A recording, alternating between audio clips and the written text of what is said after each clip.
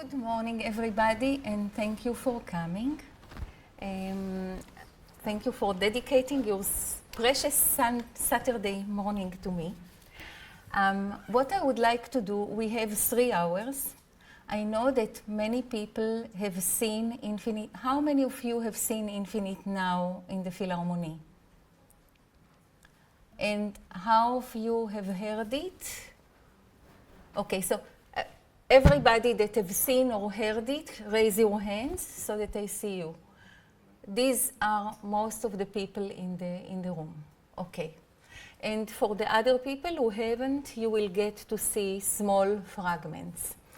So what I'm going to do today is following. I just got yesterday night, or maybe yesterday morning, I got the video recording of Infinite Now, which is my latest opera, about which I would like to talk today.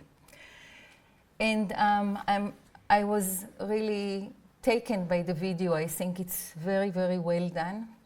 And so what I would like to do, I'm supposed to analyze this opera. The opera is 2.5 hours. A presentation of 3 hours would not even scratch the surface, but I will try to scratch the surface. And I will try to talk about some very seminal issues in the opera. And I will do this analysis less by looking at score, even though I will show a little bit of the score, but more by the ear. It will be a kind of a listening analysis. I hope to be done with that part of the presentation until 11:30. I think I will be, for sure. And then we will take a break of 15 minutes. I know that many people have a lot of questions for me. So I will look forward to your questions. I'm supposed to also talk about hidden. And I will see in the break, I will also talk to you, to some of you. We will see what we would like to do in the second half. If we would like to include hidden in this talk, or just focus on Infinite Now and have a real conversation about it. Because discussion is sometimes very worthwhile after you have digested something. So that's still to be decided. However, the first part is the kind of audible analysis of Infinite Now. Let me just say a few words of introductions to the piece and say that Infinite Now is a 2.5 hour, I call it experience. It's called an opera, but for me, maybe the right word would be an event or an experience. And it started with Front, the theater piece by Luc Perceval, which toured Europe 2 years ago, or no, 2014, 15.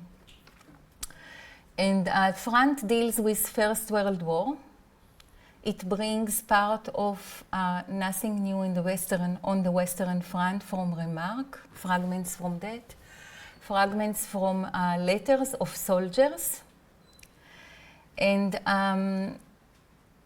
some other fragments spoken by a nurse that took care of the soldiers.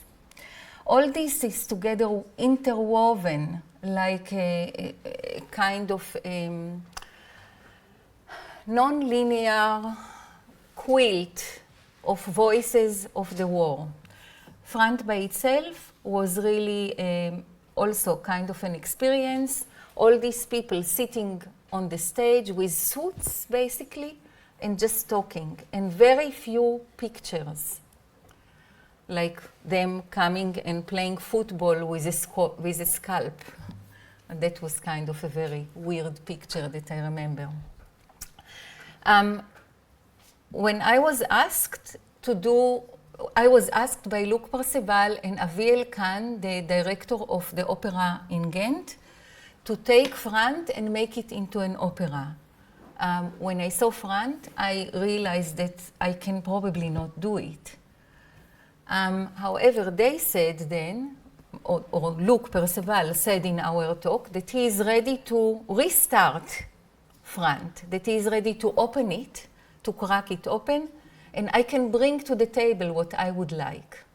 So I brought to the table a story by San Shui, an avant-garde Chinese writer, who wrote a book of short stories called The Embroidered Shoe.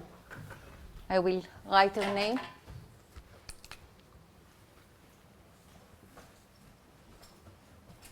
It's not very good. Okay, let's write it again.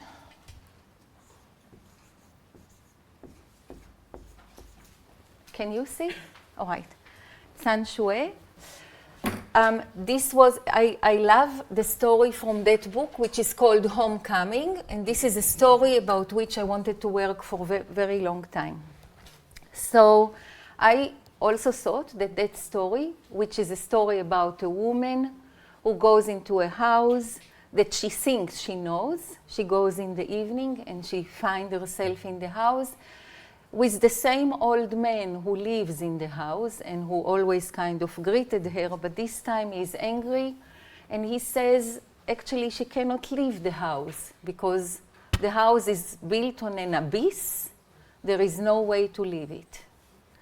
So the situation of this woman, and we follow her reaction. At first she thinks he is crazy, and then she slowly learns to see that there is no evening, no morning, it's always the same light. Then she tries to make fire against his directions, and she thinks nothing happened, but he realizes that half of the ceiling is gone.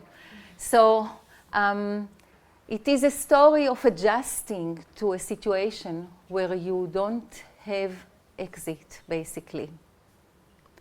And at the end, they just continue their life kind of together, you know, talking from time to time between them.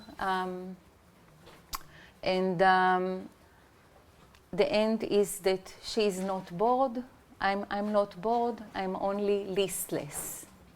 That's the last sentence of the book.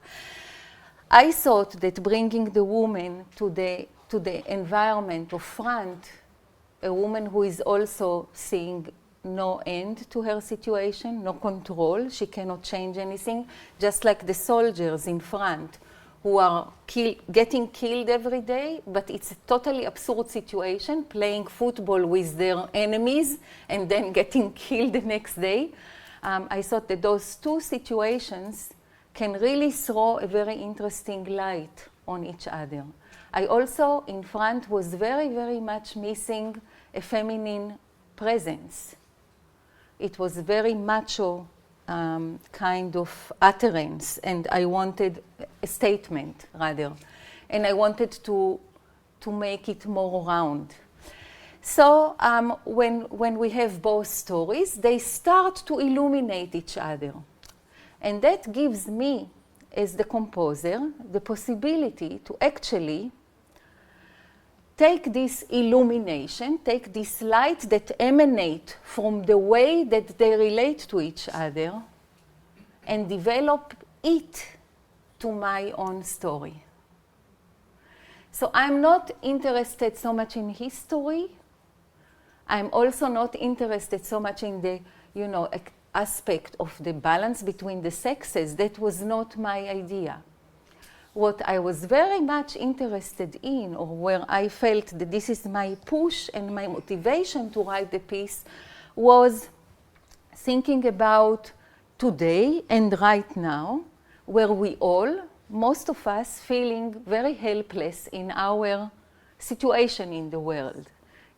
I think a lot of people probably in this room share this feeling with me too, that, we are stripped of some kind of security. It seems like everything can go towards a lot of directions any day, and we cannot exactly influence it. It is still now in a in a very vague state because we still have our houses, our, you know, our food, our family, you know. We are not in a war situation. So for us, it's only metaphorical, but it is very present. And this is what I wanted to talk about this situation and what happened when it really becomes extreme. But in the extremity of it, actually something happens, and that's something that I remember personally from my own time when I was adolescent, and it's a very personal thing, but I will share it with you. When I was going through my teenage, I think that I went through very, very difficult experiences. And I remember very viscerally the feeling of walking in the street, not knowing how am I going to make it to the next month, really not knowing anything, and very aware of not knowing, holding a stick in my hand, and there was a fence with columns that went like this. And I'm going with my stick, and I'm going tat, tat, tat, tat, tat, which has become a big motive in my music. But I'm just going tat, tat, tat, tat, tat, making this noise. And as I'm making this noise, I'm becoming aware that my experience is so sharp right then, that I'm so aware of, you know, the sidewalk, the people walking by, the color of the sky. My ears are open. I hear all the noises. And I am becoming actually at that moment very grateful for a moment before I fall back to my depression and anxiety. For a moment, I become very grateful for this ability to feel. And that ability to feel is vitality. And vitality, sometimes when we are, you know, when we have ate enough, when we have our family near us, when the house is surrounding us, we don't really have so much vitality sometimes. We take so many things for granted. But when there is a real problem and when you go through a real experience, suddenly vitality becomes a very, very important element in your palette of feeling. This opera is very depressing, it's very dark, but it is actually about vitality. And the first grain of vitality, and how you get to that first grain of vitality. So, this is as a word of introduction. Does anybody have any questions up to now as for the background of the piece? About your source. Yeah? It's I think you can okay, for the recording. Yeah. Thanks. I had a small question just about the sources of the texts. I know that you mentioned there's no female characters, but there is this nurse Elizabeth who comes up. Is that from the front play, or is that a... This is a trap. This is the name of the book that I cannot remember. There is another book involved, and I'm really sorry. It is in, I will get to it. Nobody mentions it, but one person did the research and found the name of the book that Luc Perceval and his dramaturgs used, and that name, I lost it as well. So I will get to it, and I can give it. It's an amazing book written by a nurse. Mm-hmm. Apparently, it's a short book, but it really brings very raw experience of how she was in the hospital. Okay, thanks. All right. Okay.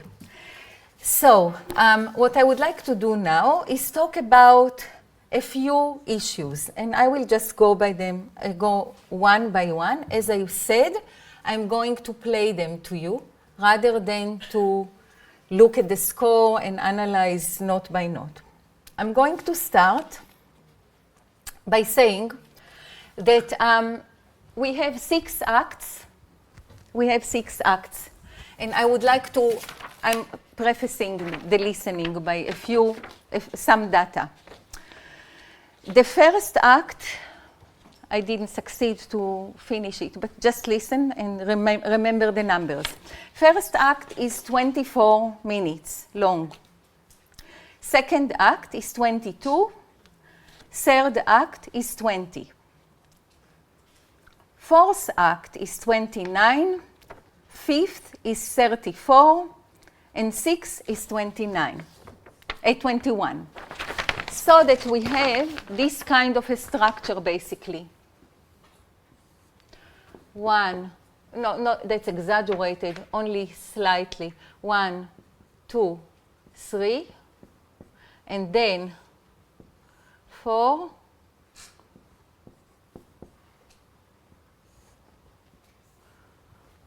5. I'm exaggerating, it doesn't matter. And then the last one is, again, very short. Yeah, 6. If you look at that type of structure, each act, you know, the first act getting shorter, then the long one getting longer, it already tells you a lot about the structure, because normally, if I would want to write a 2.5 hours piece, I would do it exactly the opposite. 1, 2, 3, and then 4, 5, 6 to hold the tension, right? But I'm doing here something completely different. We will talk about that in a moment, about why.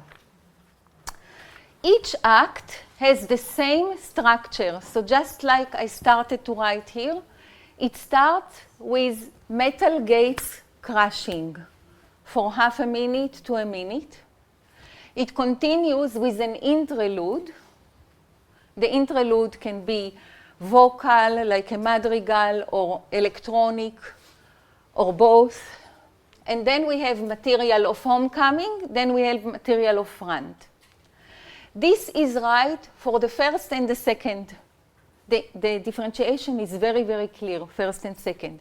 In number 3, we have some very slight mixing of homecoming and front stuff. And number 4, which is really the kind of like the water line.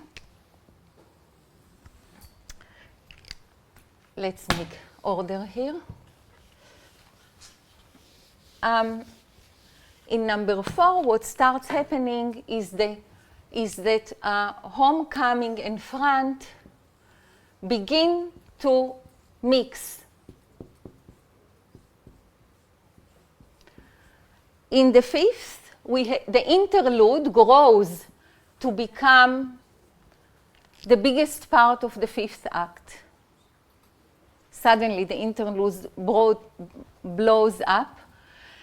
And in 6, everything is mixed. Everything is mixed. There is a half interlude and half homecoming front altogether. We will get to understand this much clearer. I will start by, and please excuse me, it takes time until it starts playing. But what's nice is that you will see pictures of the piece, which the people that have heard it a few days ago, by then I didn't have it, so that would be nice.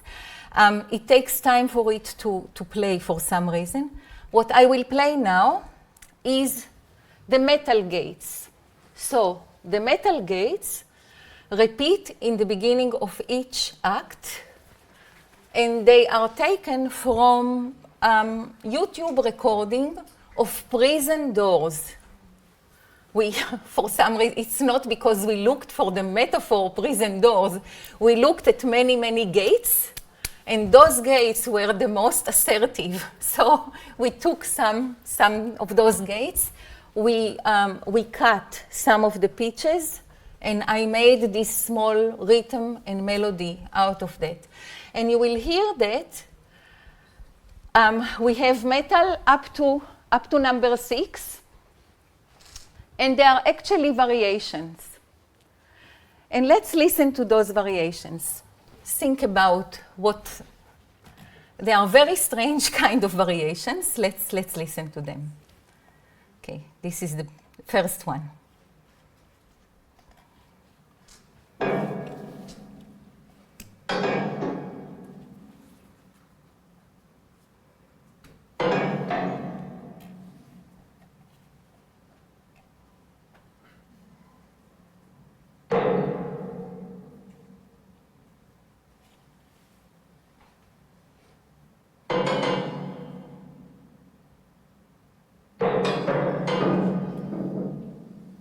Okay, let me do it a bit louder. This was very, very loud. And Eric, I'm going to put my maximum so that we get the best sound and you can adjust. But everything needs to be loud. Okay, we are moving to the second one. 24.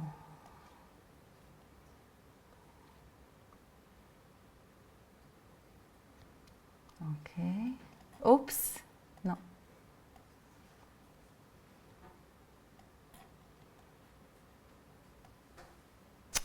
Hard to pinpoint. Thank you. Just want to take 1 second for me. Okay.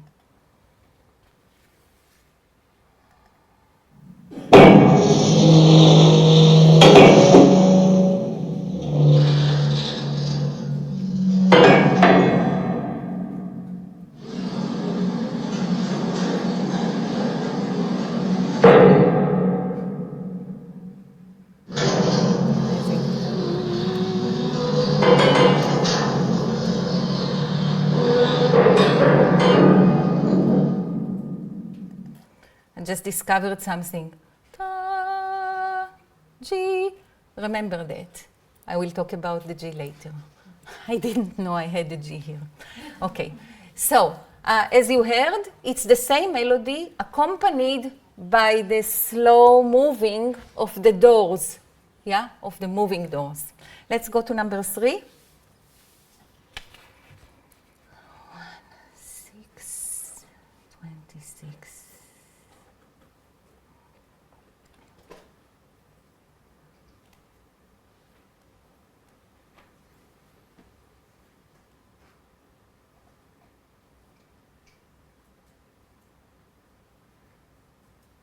Okay, this was easy.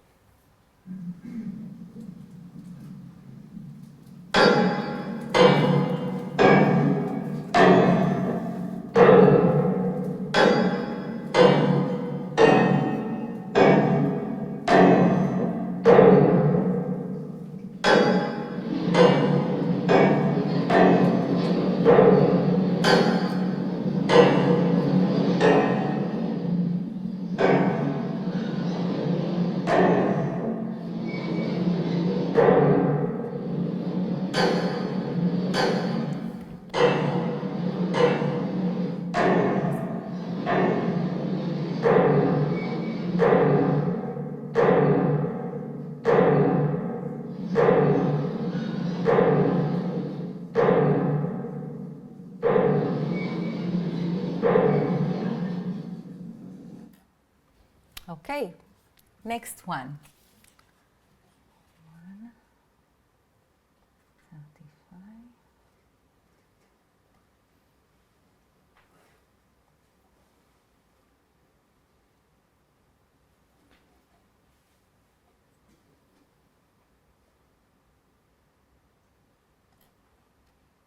Oh no, it's not later. Oops. Okay. I think I'm becoming good at this.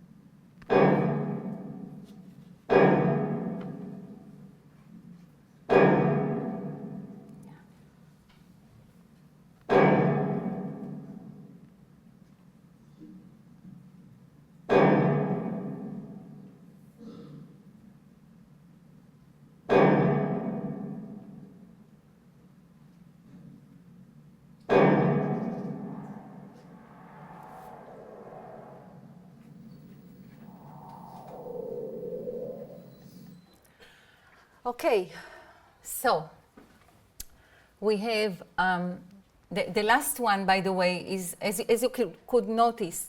Wait, Chaya. As you could notice, before each of them there is silence, yeah.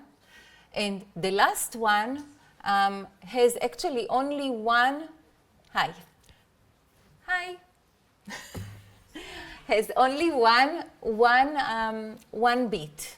So it's not again a whole fragment, it's just one beat that closes the fifth act and one beat that opens the sixth act. So the most minimal, I don't need to play this. What's strange about these variations? Can anybody tell me? You all heard it, and I think each one of you knows the answer to my question. They're very different. The last one has no pitch change anymore. Right. It becomes kind of more minimalist. The resonance, no? The resonance is more long. Oh, wait a second. I missed one. You are now reminding me that I skipped one. The third one. I skipped the third one. Okay, let me just go back because the third one is important. How come I skipped it? Okay. Nobody is perfect.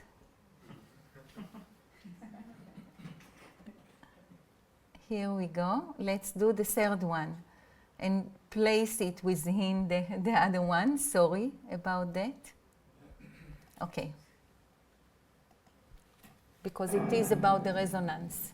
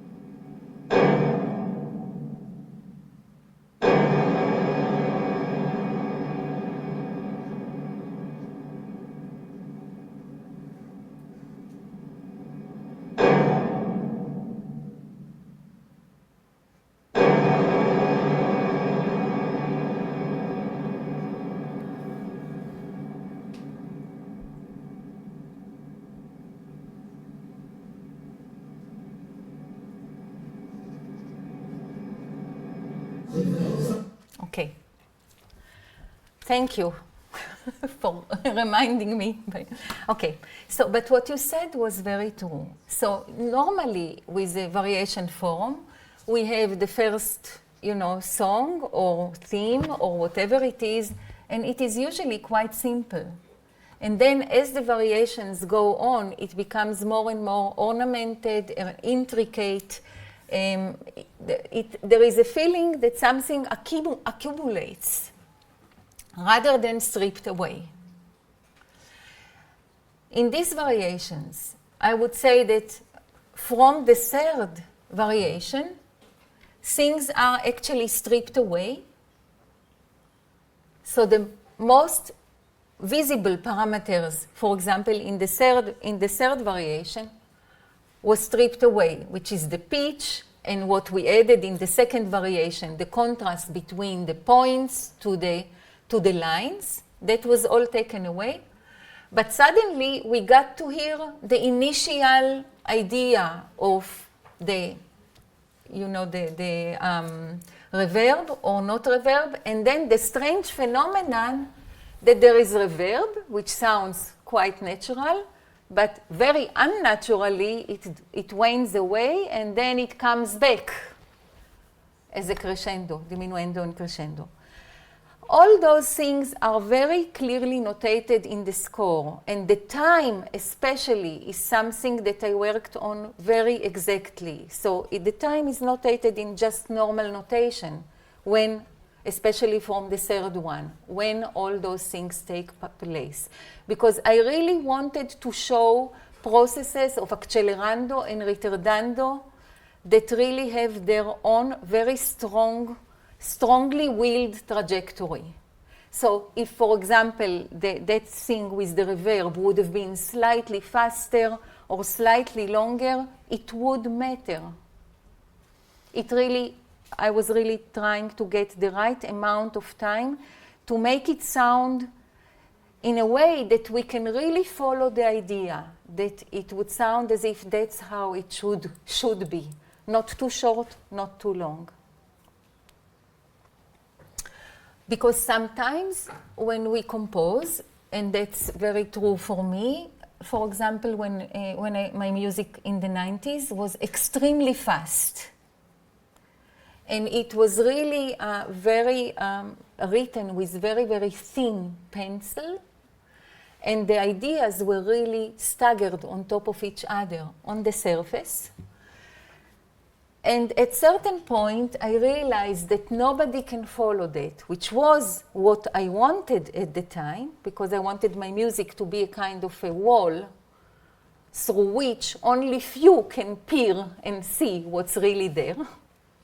That was what I needed at the time. That went away now, and I wanted to actually not be hidden by that kind of wall. I wanted to show what is there. And that is why the temporal element where we are able to stay with the sound, to completely follow its evolution, and to completely understand what is at stake is very important. And that's why the length of the opera.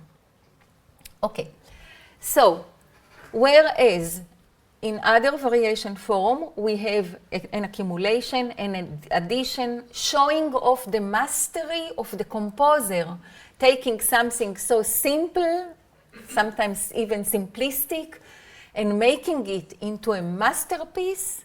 Here it's exactly the opposite. The last one is basically nothing, the last variation. For the 6, it's just 2 hits of the gate. The one before it are basically just the same pitch repeated in accelerando or in ritardando with some dynamic changes. The one before it was the one with the resonance.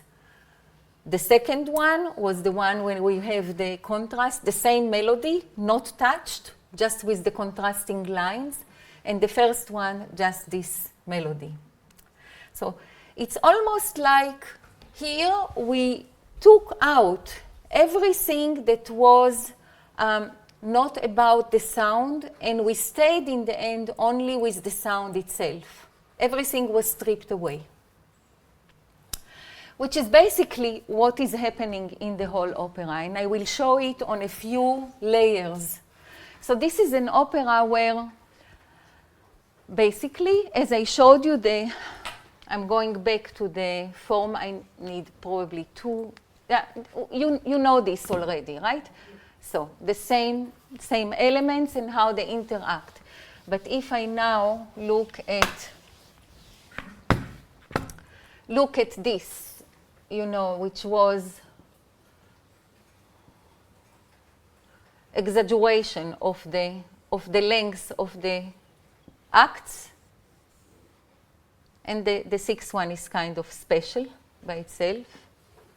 And we have here, So what we have here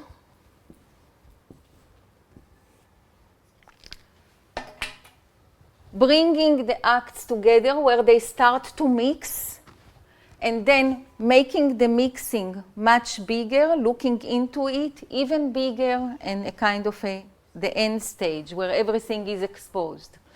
For me, that structure is not actually horizontal. And this is why I do not paint it horizontally.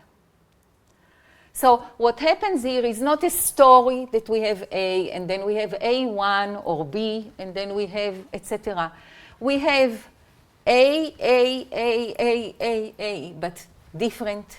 And the story of the A is that the A's become more and more essential as we go down. And when I think about the structure in my mind, I actually see it like a kind of a vertical zooming in. Vertical zooming in. And that's what I'm going to intend to show you as I did with metal gates with a few other elements so that you can see how this way of thinking works on time. So, let's go and look at the other element. I'm just jumping here to them because I'm realizing that I prepared much more than I have time for. But I will try to get to everything. We'll see.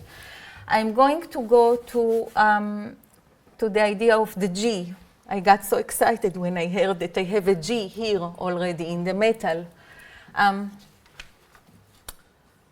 And I would say this.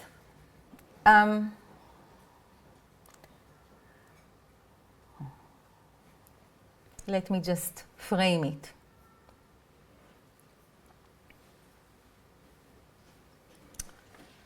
I think that I'm going to not say anything. I'm going to play to you the appearances of the G in the opera. And I'm going to start actually from the end. I'm going to play the G of the last act.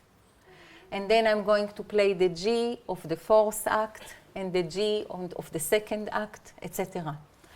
And just know that the G's in all these three acts appear in a proportionally the same place, approximately the same place relatively in the act.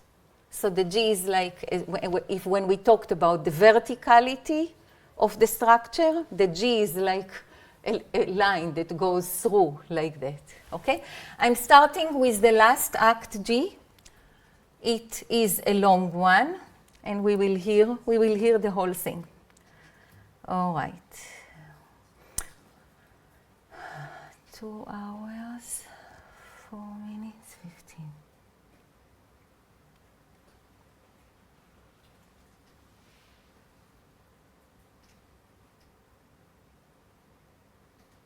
Okay. All right.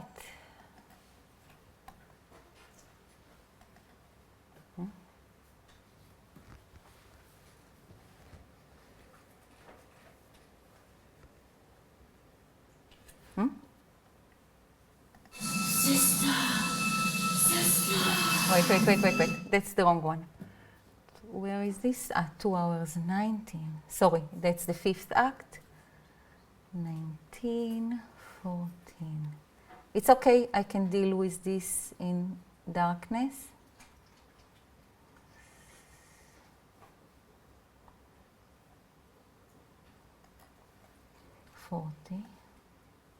Oops.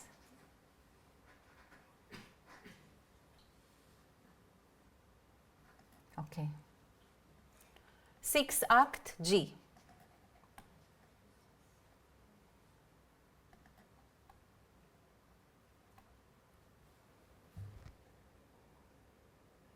Starts with E and then it goes to the G.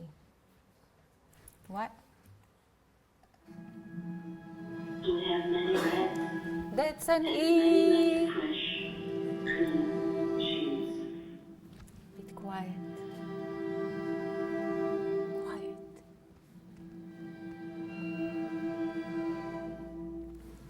Eric, a bit quieter.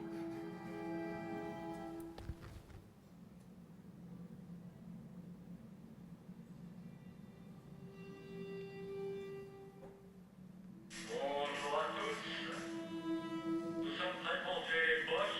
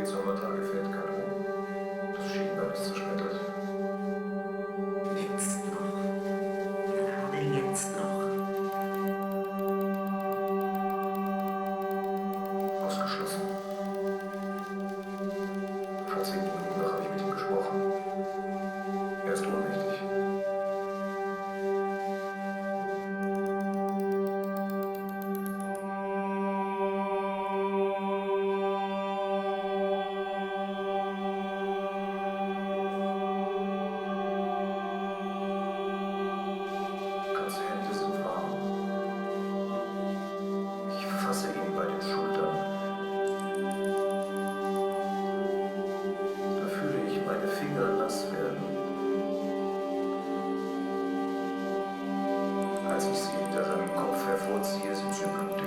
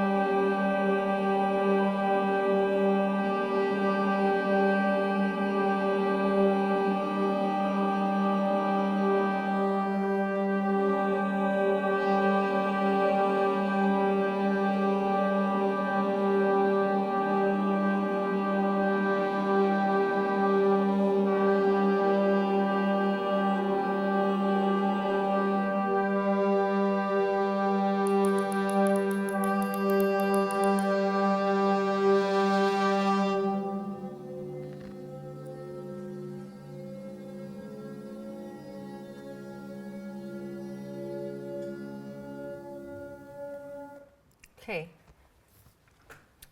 So this is the G.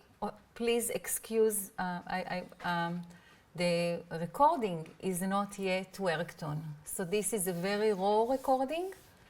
There was just one pass, but for example, the G in the brass needs to be by far stronger. And yeah, it will be highlighted when we work on the recording next. So what you heard is an octave of G around the middle C, an octave of G. And inside it, this octave of G, the voices were kind of bending the G and slowly creating all these harmonies.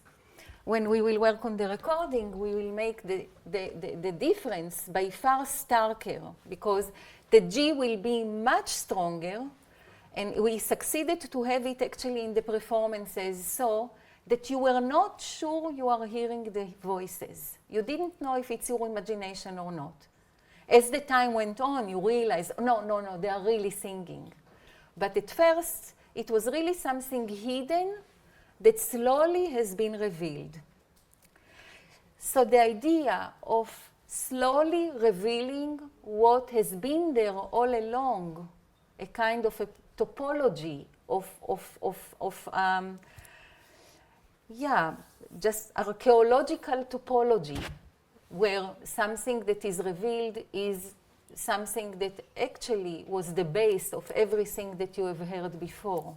That's really very much in the base of that thinking, of the vertical thinking I've shown.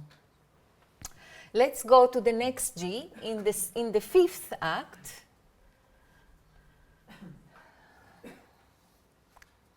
Again, in the recording, we need to take care of it, but okay.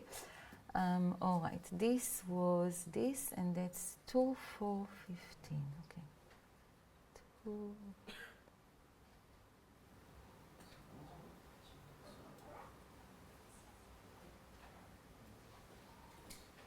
Oh, here we go. All right.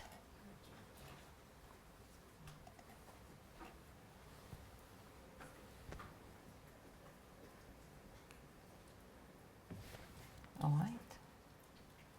Sister, sister. Their heads and knees and mangled testicles. Their eyes of delirium and mouths that cannot articulate and parts of faces.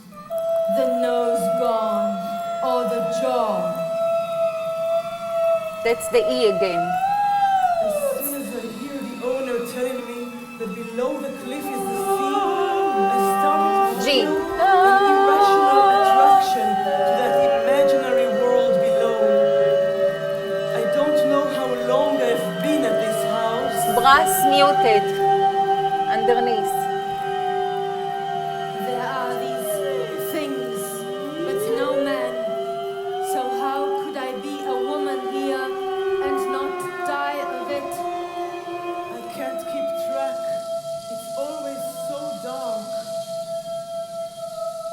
E,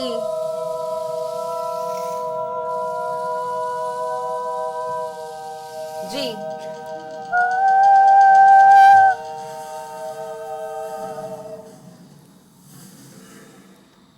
okay, E and G, E and G again and again. And they are not dominant or anything, but they really are like two areas, places in proximity to each other.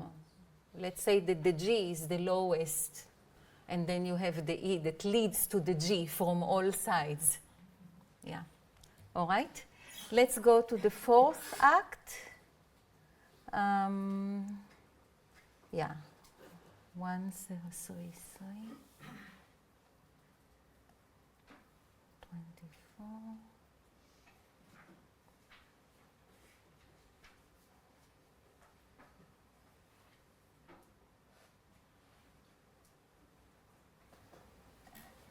Okay.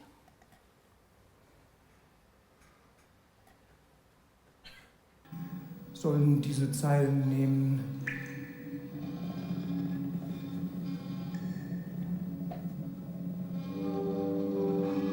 Von euch, von allen, die mir nahestehen.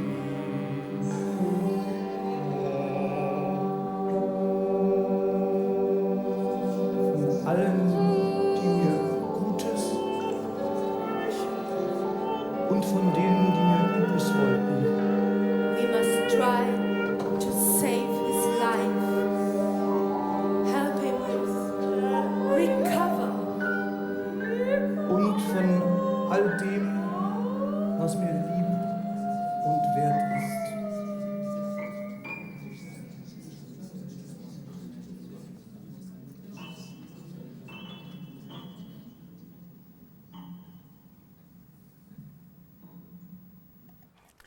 Even the piano was very close to the G. All right, so we saw 3 appearances for the G, yeah? And the last one was really laid bare, 3 minutes, full brass. It's going to be even more brutal when we have worked on it. And we heard it in the hall. We had 2 different orchestras, and one of them had an amazing brass section, and it was so amazing to hear the brass. The other one, it was not as good, but we will, in the recording you can do everything. So in the last act, we have the G in an octave, but when it is in an octave, it's, as I said, laid bare. But when it's laid bare, we discover that inside it, there are new things to discover, yeah, the voices hiding inside. In the fourth act, as you could see, it is muted, it comes, but everything revolves around it. All the voices touch or go from the G. And in the third act, it appears. It's like kind of a shadow that goes over a landscape. But it's not exactly the center of that landscape. It's kind of oblique. So this is about the zooming in that we can hear with the E and the G. All right, now we are doing it very well in time. Now I would like to go a little bit to the electronics and play to you some kind of a progression. And the progression, let me just improve something that I would like to add to that. Just a second. Just let me just think about it for a moment.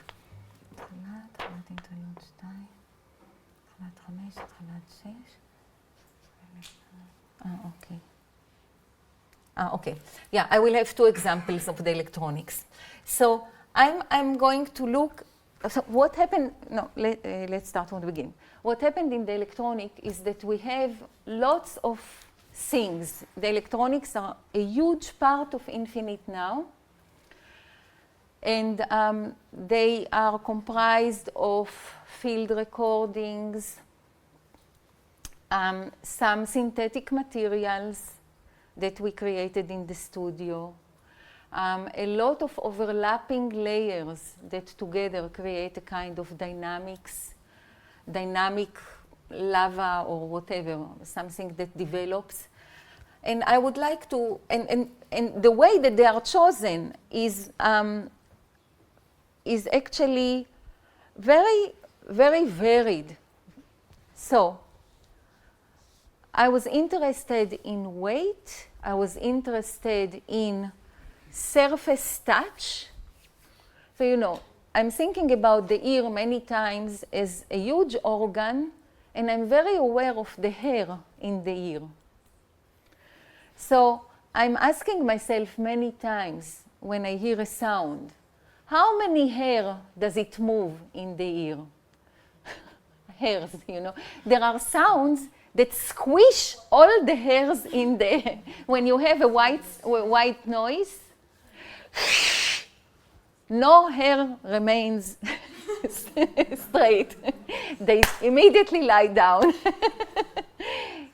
And so that the ear in that way becomes kind of an instrument of touching sound, because you have to think about how the sound touches your ear. Some sounds are so thin and skinny that they succeed to go between the hair. And they even succeed to go so much between the hair that the hair is not protecting the ear, and they go too deeply, very skinny, very, very thinly, like in a dentist chair when it touches the nerve. It's very unpleasant. So the ear is a kind of an, how do you call it, a part of the body, a limb of, but not a limb, there is something even closer. Organ, thank you. The ear is an organ of touch. It's not so metaphorical. It's actually not metaphorical, it's very real. That's how we hear.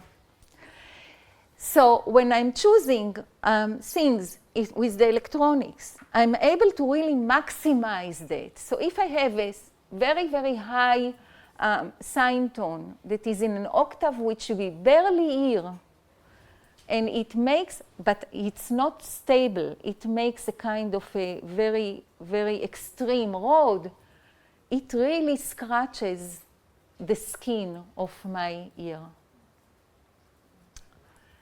And if I repeat one of those high sounds, it can be kind of almost painful. And then it is almost like a kind of a dominanta to the tonica of the white noise that would just block it and get all the hair to lie down and protect my ear from that skinny pain. Yeah? So there is this game of what brings friction, what brings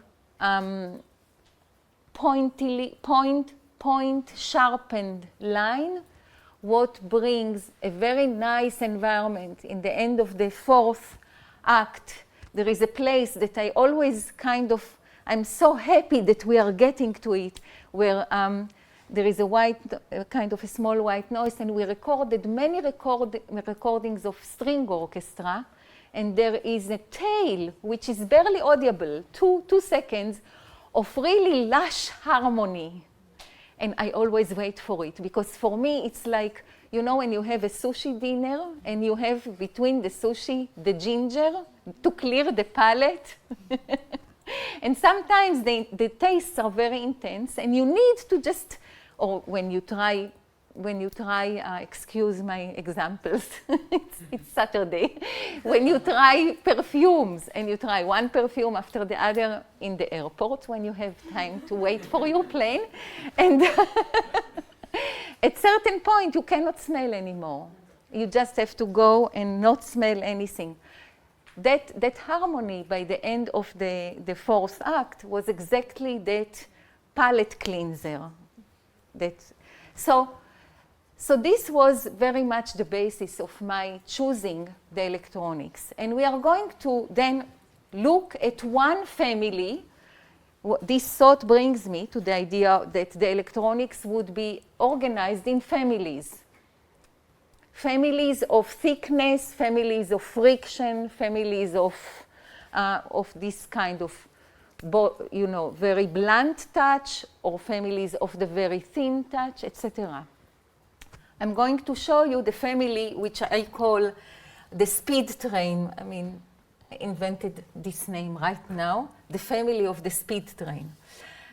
So we have right in the beginning, again, I will just play and you can listen how this evolves between the acts.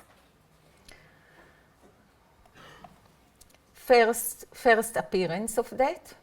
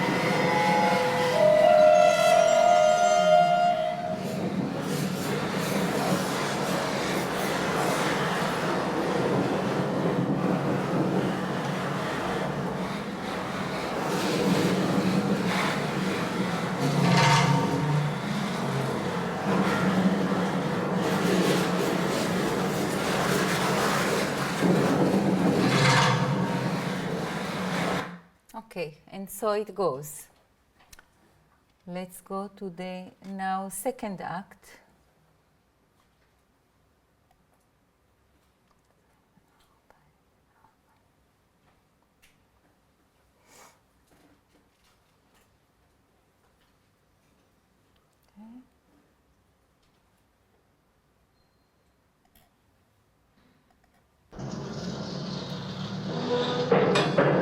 Okay, that's the gates, and now.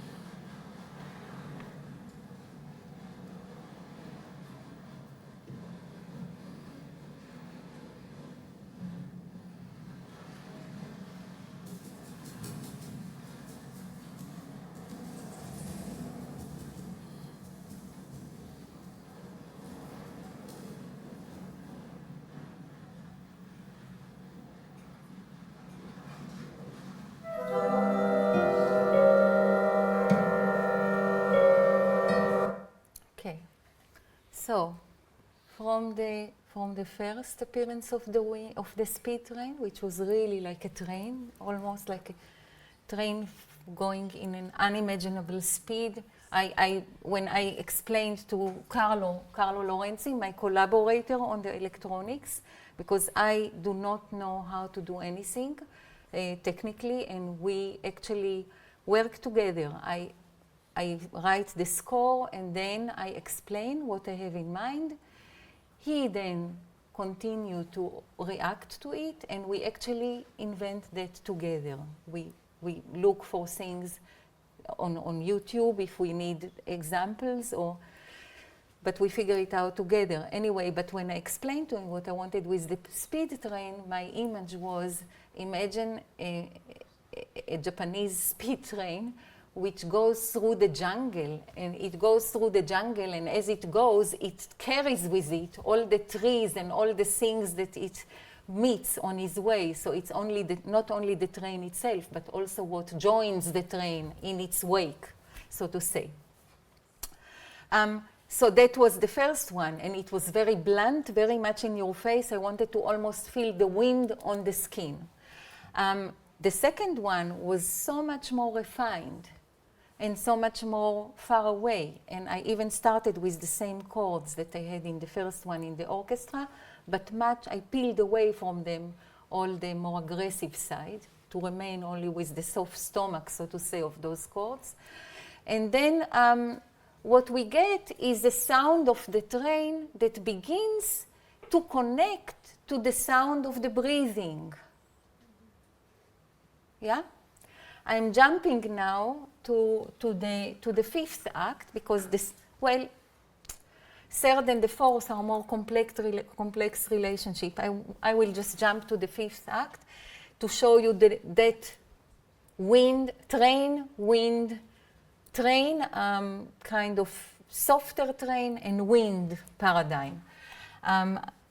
You will immediately see the connection, right? So fifth act, 135. And we have to, I'm not starting exactly in the beginning. I'm taking, because this is a huge interlude and it's all built from, I will start in the beginning, though. It's important. Okay, here we go.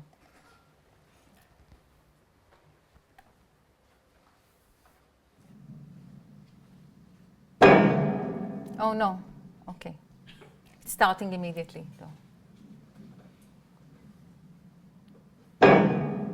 What did I do here? Wait.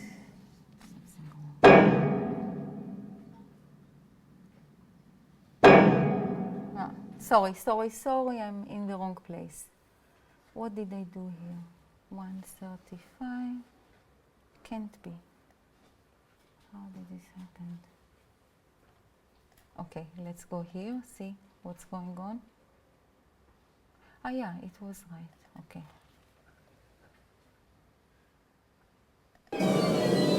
Sorry.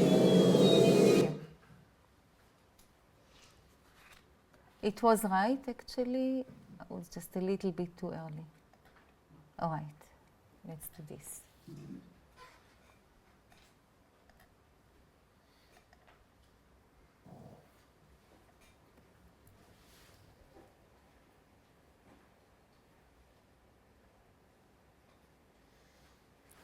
I hope it will want to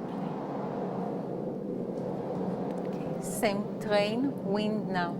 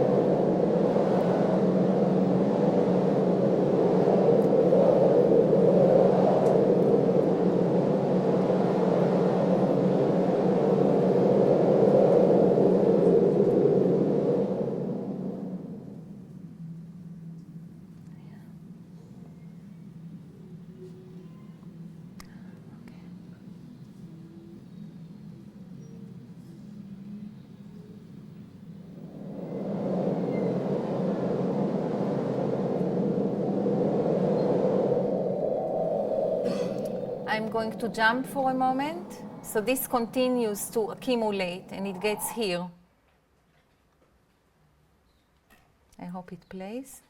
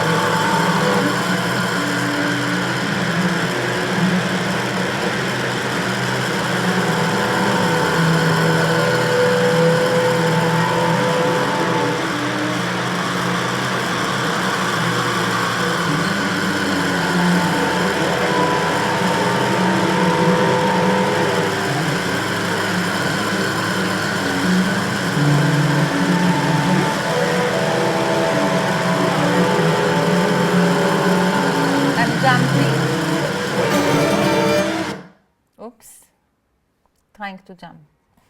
If my computer will agree.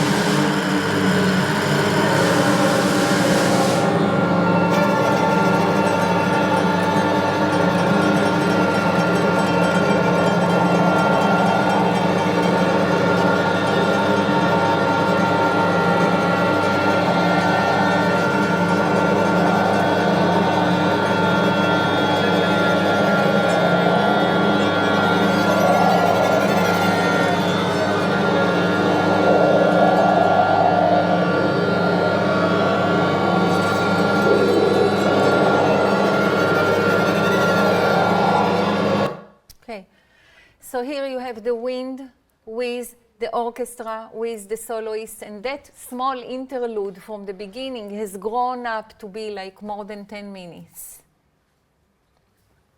Again, the zooming in to something that at first we only met its surface. I'm going then to the last act, where you will see the last reincarnation of that noise. No, they are not singing. Only the soprano was singing, but it was very, very inaudible.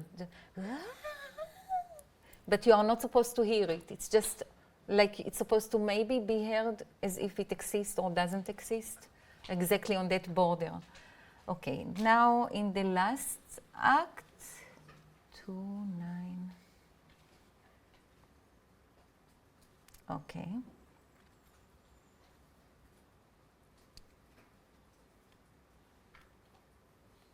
Yeah, let's. We need more.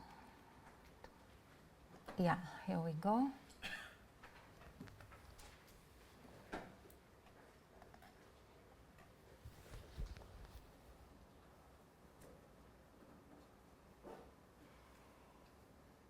Oh, okay. Okay. Entering 6th act, 12 seconds interval as with every act. And now the 6th act starts immediately with that sound I'm talking about. Reincarnation of the train.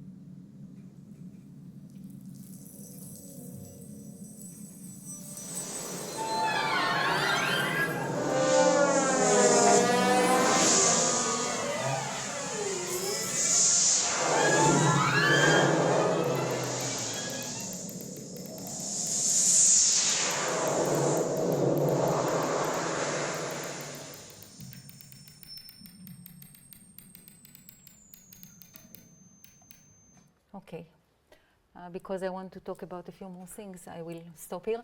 So, you have seen how we had the train, unadorned, with the kind of breathing train.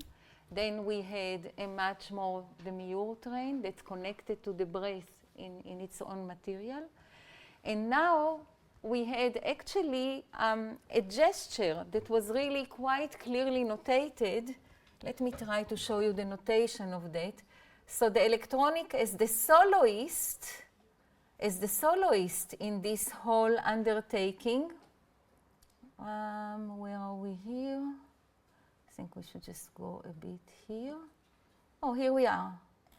So this is the notation of the electronic here. You see that line? This score is, by the way, on the web. If you go to my publisher, Shot, Infinite Now, Czernowin, you can preview the score. So this line, yeah, is the electronics, and we are really following exactly what's written. Where here there are the clouds of what I call various dust, shiny dust, more grainy dust, things like that. So this is, for example, one of the gestures, or if we go here, the other gesture, yeah? And we have the soloist, so to say, the thing that comes in and out, and then we have a different kind of white noise, moving neutral. My names can be really funny if you try to read them and understand what's written. It's moving neutral, of course. Can't you understand what that is? Well, what it is, it's a kind of an empty white noise that is just moved as a neutral wall. It's coming closer, and it either, you know, goes inside the soloist line, which is very dynamic, or prefaces it, or etc. So this is the notation. And the person who engraves my score is a genius, and his name is Veselin Karatanasov, and he's Bulgarian. And he came to the premiere. Anyway, okay, so here we have the last incarnation, and you can see the distance that this traveled. I would like to also look at one more thing before we go for a break. And we actually covered quite well, almost. I will have a tail of putting things together when we come back, and then I will be ready for your questions. So prepare them in the break. So the last thing I want to show you, no, that's not here, it's here. What I would like to show you is two places before we go out. And these are two places in the electronics that deal with the breathing. It's in the electronics because it is, you know, the people who are on the stage breathing, the first example. But that breathing is kind of melting and creating very close relationship with the sound files that we have on the electronics. And it's very related to what I was talking before about how wide is the band of listening in the ear. So let's listen and to that place, which for me is very, very important. It's from the third act. And it's a place where if we looked at the wide band as a category, in that place, that category cracks open, and we actually see within a place where all the hairs are falling down and are dead, we can see that even there is a differentiation. There are things which are sharper and less sharp within this very blunt category. So if we go from 1 to 10, saying that bluntness is 1 and sharpness is 10, and let's say that we are here only between 1 and 2. We zoom into the 1 and 2, and they become our new 1 to 10. That, by the way, is a compositional strategy. I hope you wrote that in your small diaries. All right, because that's a point that I work so many times with young composers on, that every place where you are, you have to realize the big spectrum of what you are doing and its possibilities, and see if you can allude to them, and you have to allude to also the small spectrum where you are, and see if you can go deeper there. So both directions are so important. Okay, so here is the place where that blunt place cracks open. If I succeed to get there, 56. Yeah. And then we will have a break. Okay, it's happening here.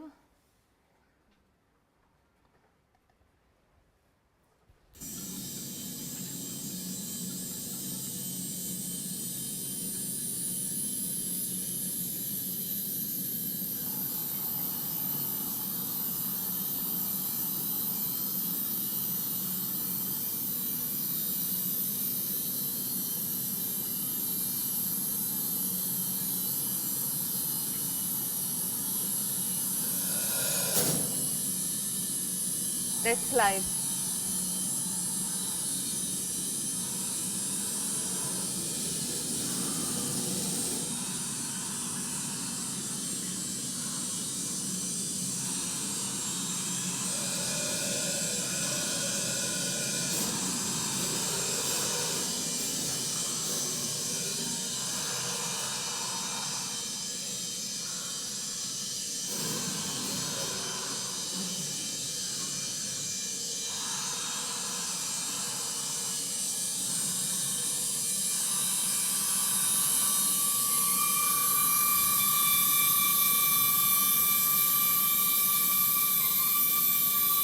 Okay, it's actually not so perfect here. What the singers are actually doing, and you will hear it when we work on it, is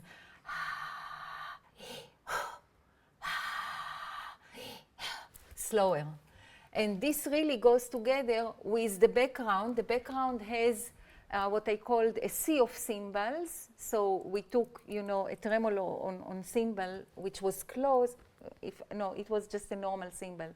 And we put that together. And then we have the percussionists playing not suspended cymbal, but hi-hats. And they are closing and opening the hi-hat as they are tremoling, so that we have, that is what creates the different layers of same kind of character, but different sharpness.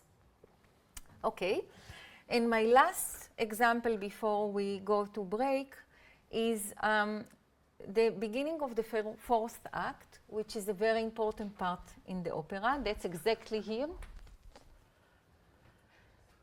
And this is the place where we hear basically a recording of someone breathing. And working on that recording was really laborious because we wanted to really create a solo breathing that would be really intricate in terms of what you can hear, what you can release from just a simple breathing. It was the solo by Sylvain Kadar, the person who then was working in the opera to control the board, our sound engineer. And he is a yogist, so his breathing is very long. Okay, so let me just find it. Here, 1, 10, 26. And again, it's electronics, but it's naked breathing.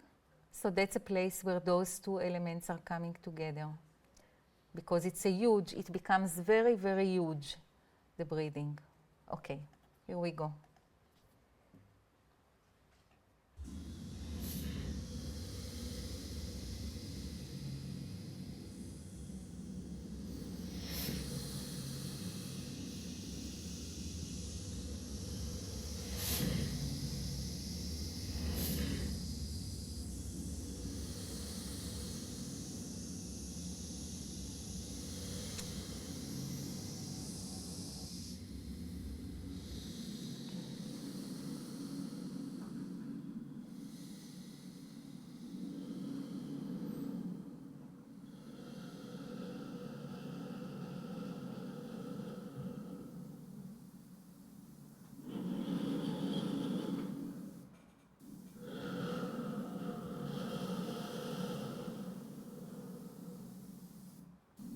Sorry, I don't know what it is.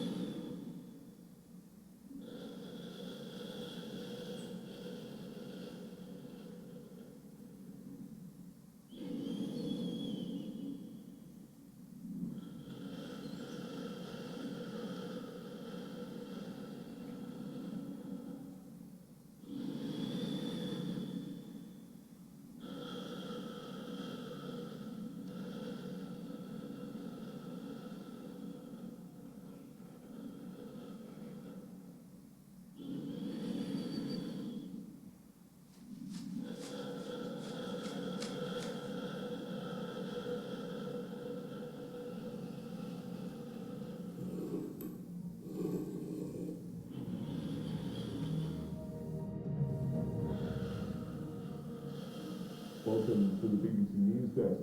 We have breaking news. And I will leave you with the BBC News Desk, and we will return here in 15 minutes. For the end of my presentation, I wanted to introduce one more thing before we move to you. And I was thinking, during the break that I actually prefer to stay with Infinite now and not to start Hidden, because Hidden is 45-minute long minute piece, and to start a whole new discussion doesn't seem to me it doesn't seem to me ideal. So let's just stay with infinite now. I will bring my last point, and then you will see that we have a lot to talk about. I'm sure that there will be conversation. All right. So my last point.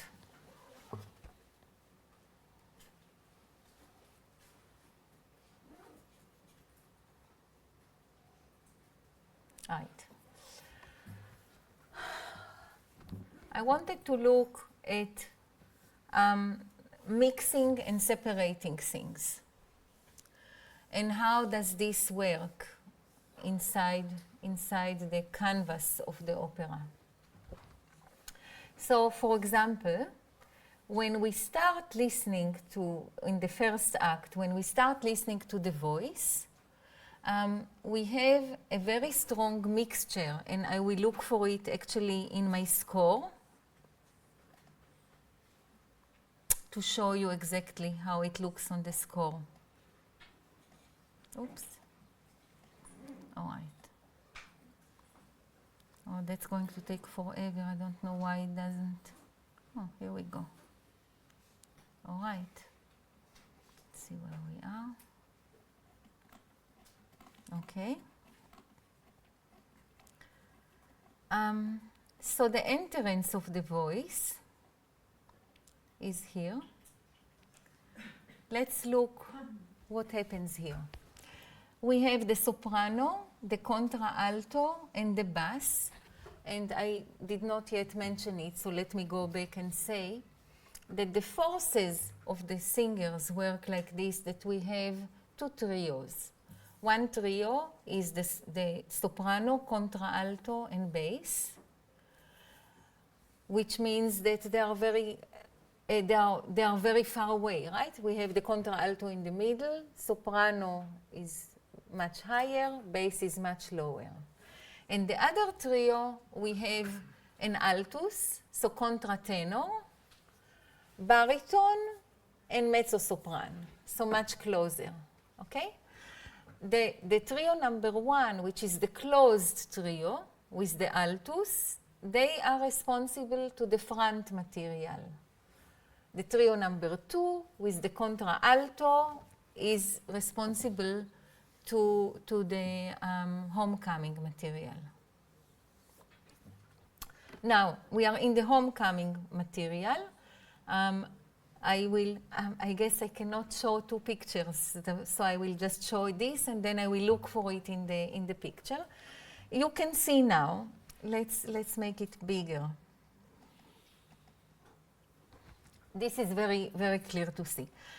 Okay, the soprano, they are singing at a matter of fact, at a matter, you can see it in the contralto because she is the soloist. As a matter of fact, I'm very familiar with this area. So, as a matter of fact, she is singing, and they are all singing. The bass is with them unison on the first pitch, but then the contralt and the soprano are singing with breath, and then they are only breathing as a matter of this sign is the breathing in. When the triangle goes against the direction of the music, breathing in, breathing out, and just the small, what do you call them? Consonants? No, the opposite. Consonant. Okay.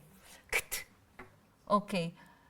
I'm very, and when they say very, you can see the G sharp coming from down and up, and then they are again together. You can see that this is basically, I mean, we can look at it, it's very, there is a lot of information here in the voices. I would like to go to a very beautiful place and show something. So 3 voices are basically one voice, right? I smell an order. So this is this beautiful text. As a matter of fact, I'm very familiar with this house. For many times I've been here, something like, it's written much better, but I don't want to go back because many times. No, I'm sorry, I have to go back because I'm destroying it. It's not fair. Oh yeah, let me read the text. For some times I came here every day. However, now it's too dark and the moon is reluctant to come out and I can go only by instinct. I smell an order. Sorry to be reading like a secretary. I smell an order. It's from a small chestnut tree. Past the chestnut tree, dry grass crackles under my step. I know that soon afterwards I'm going to see a house. So let's just look at this. I try to really give the feeling of the woman in the dark walking, and how does she walk? How does she find her way? By her foot touching the grass, the sand crackles underneath, so it's all about touch. And when I divide one voice, where is it? Dry grass crackles under my wing. Past the tree. Okay. Dry grass crackles under my step. I give that to the soprano and to the contralto, but they are not speaking at the exactly unisono. Each of them is saying it's a slightly different, and that really gives me the feeling of the dry grass crackle under my foot. Why? Because when you step on something and it crackles, it doesn't crackle unisono, right? The touch is really, you step on it, you are unsure, yeah, so that is exactly the feeling of the crackling. I'm going to see a house, there is a certainty there, they are all unisono. So the voice is really not a real voice of a person like I'm talking now, but it's a magnification of a voice as a microscope of feelings, of sensations, of thoughts, of certainties, uncertainties. This is all imprinted in the score through the use of many parameters. Is it whispered? Is it sung? Is it breathed in or out? Is it unisono? Is it a slight unisono? Is it really different? Is one singing and the other one whispering? Is it a rhythmical unisono? So you can see that already in one drop of voice, I have a universe. Okay, I will try to find that place. It's not going to be easy, but let me try. I didn't write it down, but let me see if I can guess where it is approximately. Okay, very close. Okay. Here we go.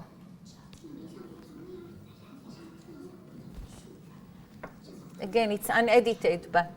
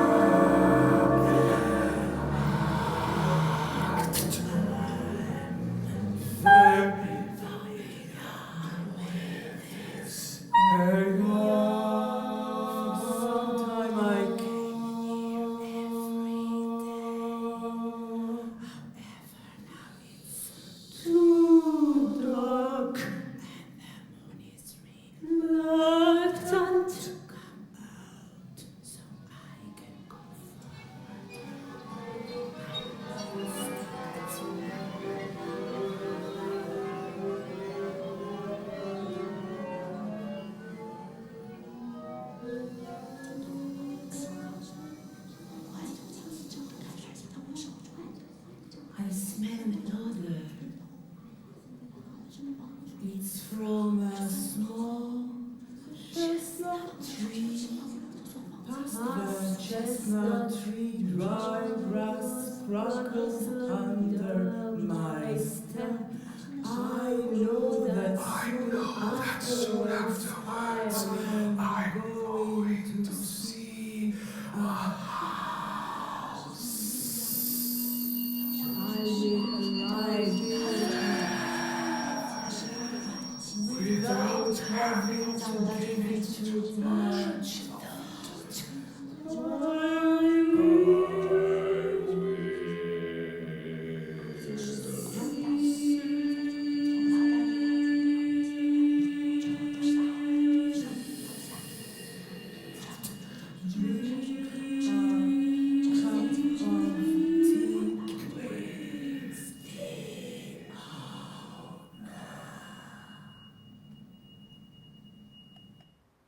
Okay.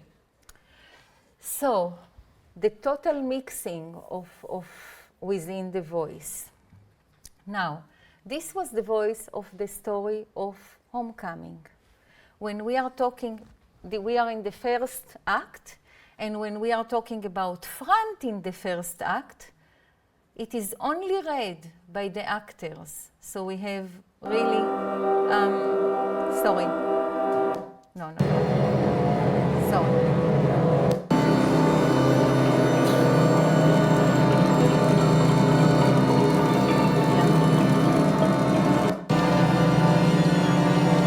You will hear soon.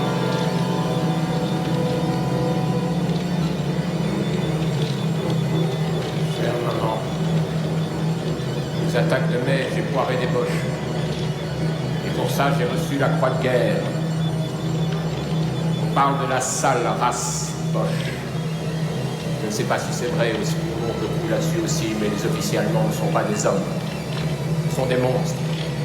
C'est vraiment une sale vermine spéciale. Il faut les avoir vus de près, ces affreux grands raies de maigres comme des clous, qui ont tout de même des têtes de veau, des tapes à gueule des serpents. Ça me turlupine chez nous quand il faut que je tue un cochon que je connais. Mais de ceux-là, j'en empocherais bien un. Et digne que l'armoire à linge.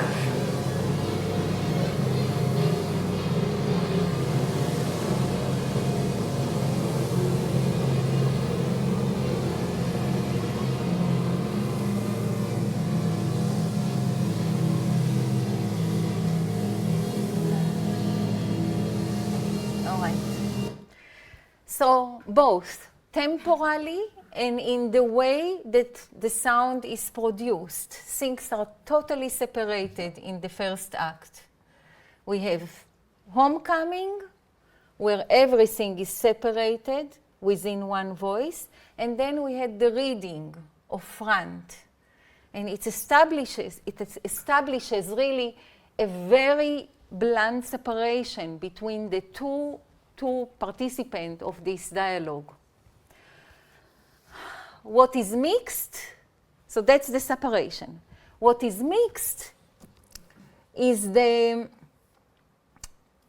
sound production of Homecoming. So within one sentence, we had the whispering, the talking, the singing, the breathing, everything. Okay? So that's what mixed and that's what separated in the beginning. Now, when we go all the way to the sixth act, what is separated and what is mixed is completely turned on its face. Let's give you an example from the sixth act. You have actually heard, let me just say it. So in the sixth act, both front and Homecoming are not sang or spoken live. They come from the loudspeakers, and they are all recordings. It's like those people have passed away a long time ago, and we just hear their voices recorded. And they are recorded, we tried to create various ways of distortion, you know, like a bad telephone. I wrote it in the score. You have bad Skype, broken telephone, pipes, you know, each of them with their own distortion, so that you really have the sense that these are devices and the voices are going through devices. I don't need to give an example. You still remember it, right? When it came from the... So in that sense, homecoming, what was separated in the beginning, homecoming totally separated from front, here really becomes one category. But now I have to figure that out. What is mixed... So the home is mixed, and and in the just a second. Right. And what is separated in the end? So what is mixed in the end is what is was separated in the beginning, homecoming front. What is mixed in the end is what was separated, which was separated in the beginning, which is. In the beginning, it was, the homecoming and front brought together. What was mixed in the beginning was the sound production, the whispering with the breathing, and in the end, we have a small song, and that song is, I will go to the score. In that song, everything is separated. For one moment, you have everybody breathing. For one moment, everybody singing. Let me go to the end and show you the score to that. One of my favorite tunes of this opera, if I can get it there. No, that's not going to work.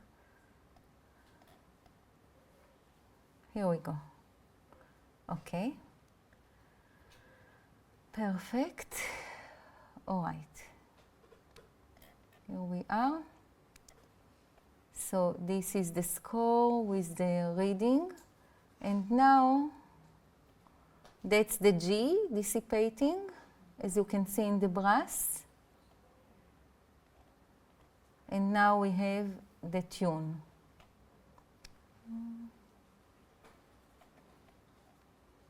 Yeah, here. Okay, this is the tune.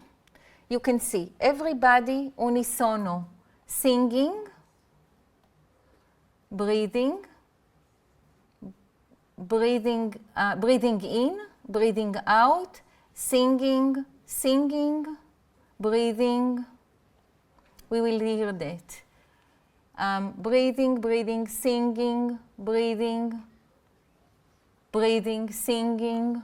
So this is now really separated. A small solo of the singing, but everybody singing. Yeah? So it is almost like, I find it also in other pieces by other composers, as if there is a kind of a balance between what is shown as clear and what is unclear. And what happens throughout a piece is that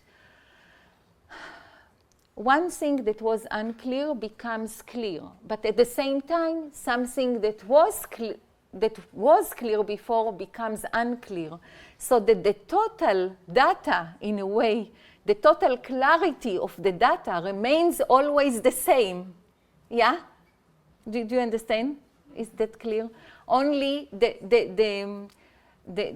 it's like the flashlight shows various places and clarify or unclarify different things within that universe, but you are not allowed to gain complete clarity at any moment or complete unclarity at any moment.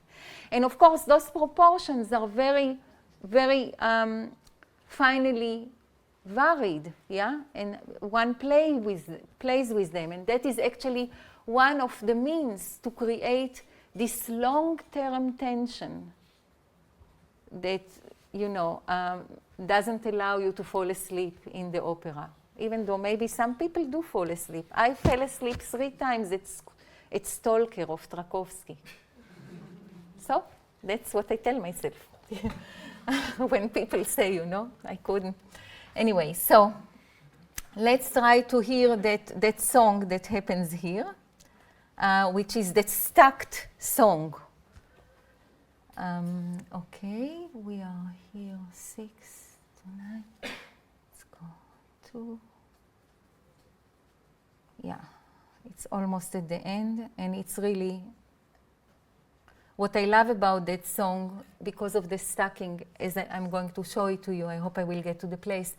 What I love about it is that it's repetitive, and it has rhythmical unities, and it is very easy to predict them after a while, and it's very satisfying, because this piece, to some degree, lacks rhythm. I mean, it has in various spaces. That's why I have my soloists, the guitars, the plucked instruments. But that's a real rhythm here, and it's very pleasurable to hear a real rhythm suddenly. So let's hope that I get there. Doesn't want to. Oh, okay.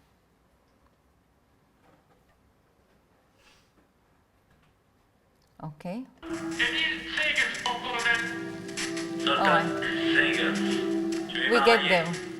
We are getting there. Yeah.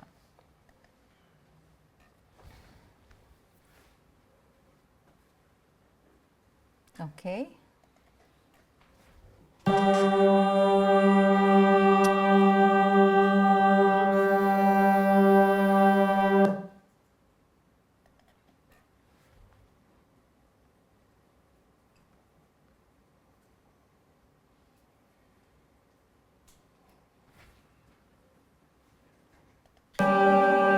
Sorry, the G takes forever.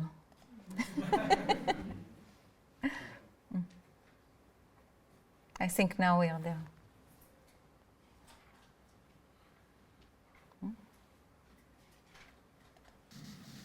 Wir haben keine Leute und keine Munition mehr.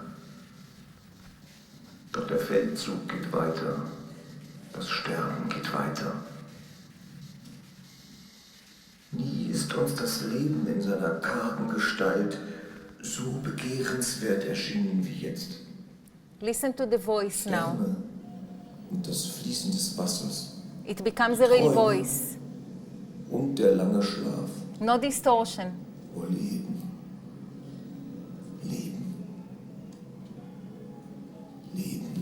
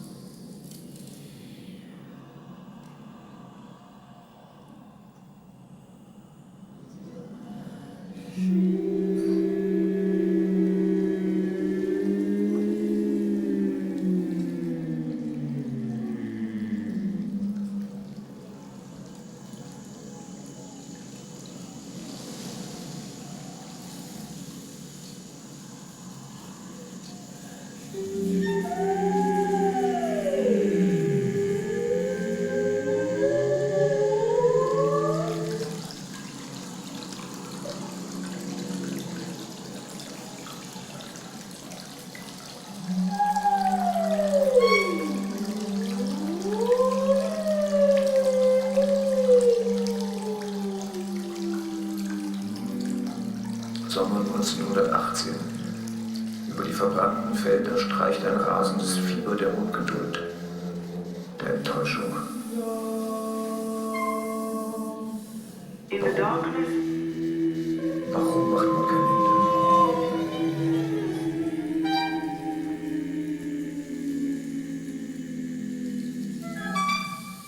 I put on my clothes and then sit in the living room with the owner every day without exception.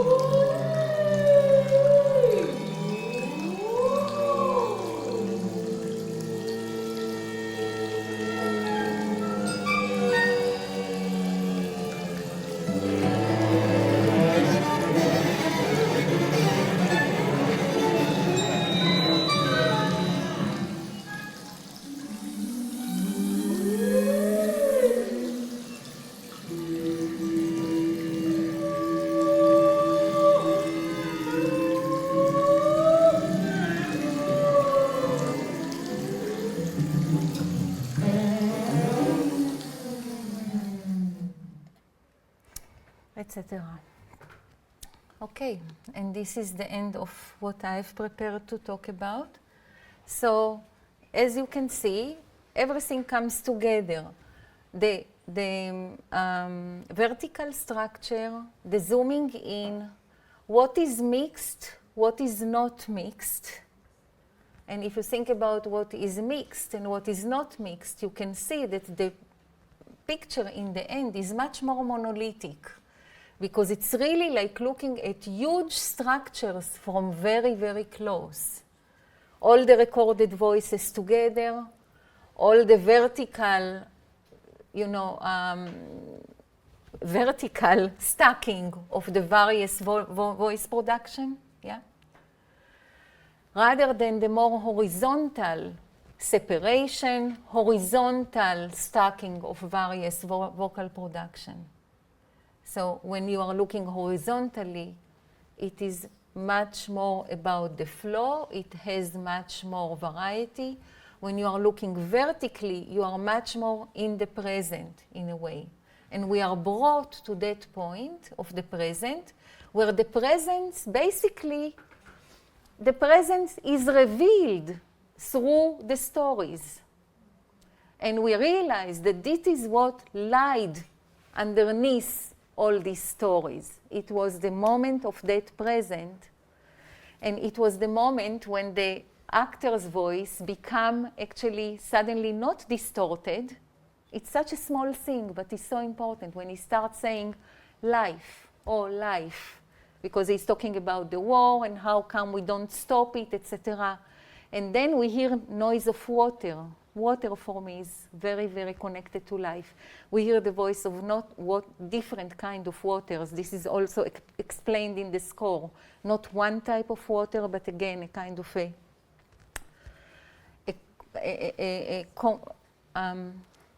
accumulation of various way of flowing. And then the voice of the actor clears up as he remembers life, so to say. Yeah? And then we get into that song. All right, I think that we are good with the presentation, and we can see some bubbles on my computer, or we can completely close it, and we can start talking. I think we can close the, yeah, exactly. Thank you, Eric, for all your help. All right, so I'm ready for you. Hi, yes, I see you. You were thinking the whole, I really put you on the spot. All right, yes.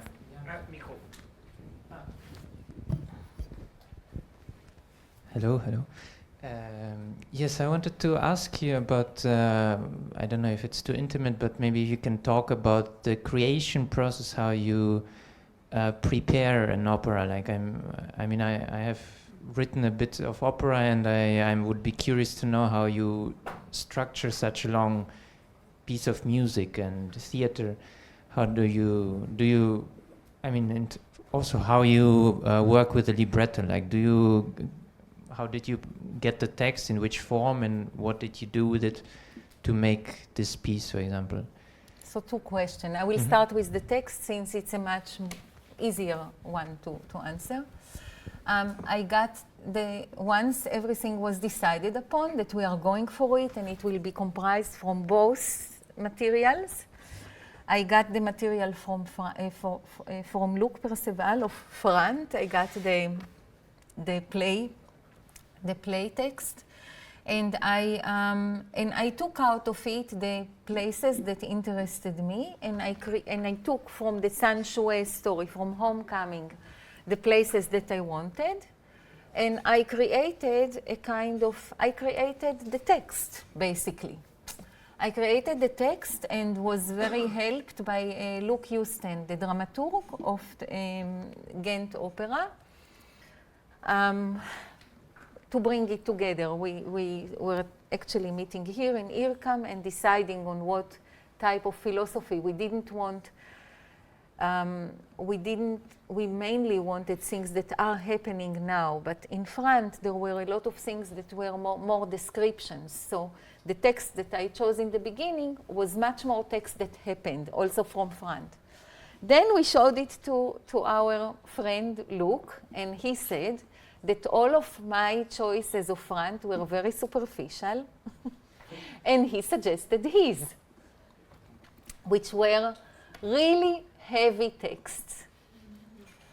The text that you have seen partly. And I saw that he is very, very strong, that he really wants those texts to be there. And I thought to myself that actually it's really not bad. So this is something that I really do believe in. Sometimes, you know, you do what you think helps your imagination, right? You choose what kind of makes your imagination jump or prickle. You can begin to see stars. Oh, I could do this and this and this. And you think, this is good. I will take it. What he brought to me was like not exactly tasty food for my imagination. My imagination said, are you sure? I don't know if I can deal with it. It's so pathetic. It's so strong. Too big on me. And I said, oh, that's an opportunity for us to work.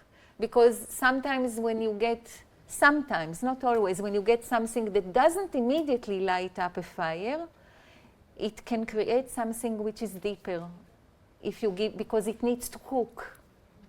And that's how I took it, and I took it upon myself to actually really, as he was open to me, inviting me to bring Tsan Shue, I wanted to give him the, you know, the priority in introducing his, I didn't want to slash his theater piece that I was supposed to make an opera from. It totally doesn't make any sense.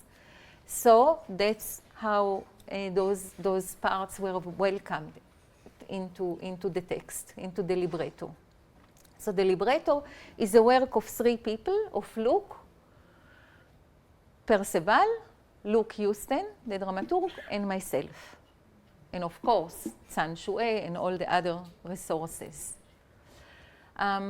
That's how that was done. And when I was writing the opera, I really didn't want so much text. Because I knew that for every grain of text, I have to have 5 minutes of music surrounding it. Because this is not an opera which could bring text after text. You really need to prepare to create. It is this weave where the text is an occurrence that has to be really prepared for. So, yeah, we fought very hard on every text that I took out. But I fought with nails sometimes, and I succeeded to take out some of the texts. And just another question about the libretto and the text. How do you choose, like, what is your feeling about which text is to be sung and which text is to be spoken or going through the loudspeaker? I talked about it before. Every text goes through the loudspeaker. Everything goes through the loudspeaker. Nothing here is acoustic.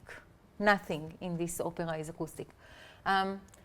But, you know, as I said before, the quality of the text is what dedicates what are the vocal productions that I would put there, yeah? And the front text, most of the time, is just read, yeah? Now, to your answer, the other question, there is no short answer. How do you construct something like that? For me, this piece was something that it was an unforeseeable present, in a way, because when I got it, I actually had an idea for a totally different opera, which is a love story, which is the next thing I'm going to do. And I was very keen on doing this next opera and was very inspired to do it.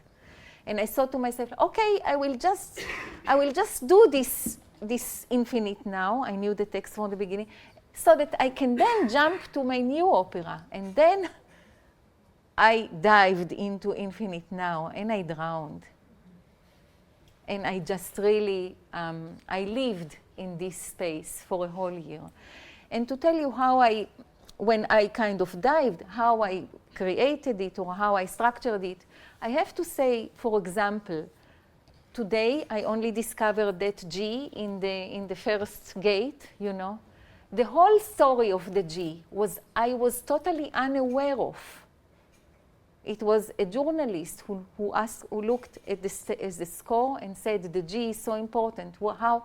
And then I look and I see as if somebody really meticulously planted the development of the G, but I was not doing it in a very aware way. I was very aware of the verticality. So it was like looking at a structure that you look at from very far away. At first, you know, very, very strange things. I thought about two places between the whispering and the singing that I want to cover, which was like a huge beach. That beach later I discovered was the road between the E to the G, actually. It's very strange, you know, things are connected in very underground ways. But one thing I can say, I probably drew about 30, for every act I drew so many structural drawing, which I then made better, you know. So I would draw, let's say, a structural drawing for the first three minutes. And I would have a general drawing because I knew after these 3 minutes how it's going to go on. But when I would write these 3 minutes, I would already have gone through 5 better structures that would, of course, change everything that come later. So it's like you have to know where you are in a structure at every moment. But you have, but for me, writing this piece, I had to be able to change every detail that I needed for every moment, and with it change my overall topology or picture. And that is what's for me so satisfying about writing this piece, that the material and the form are really not dialectic. This is a piece where material molds the form molds material. It's the same, you know. It's absolutely the same. Yes. 1, 2, yeah. Could you speak a little bit about the role of the solo instruments in the opera? Solo instruments, 2 guitars, 1 electric, one acoustic, and the two cellos are basically one instrument, and this is the instrument of light. As I said before, there is not much rhythmical articulation in this piece. It's kind of melted. Everything is very majestically melted. And I got very tired of it. And it was very clear to me that I really need to make some articulation in this web of melting. And that is the role of the soloist. So they play those basically punctual arpeggios that create, you know, together with the bird wings that go around the hall, because the guitar can also do something very similar to the bird wings when they swish and those things give a lot of light. The articulation, the articulation of the bird wings, etc. It brings rhythm and it brings pluckedness, which is very clear, as opposed to all those clusters. Again, it is the other side of something in the ear. Instead of always mushy mud, which I love so much, unfortunately, then you get some diamonds sometimes. Yeah, not too much, but yeah.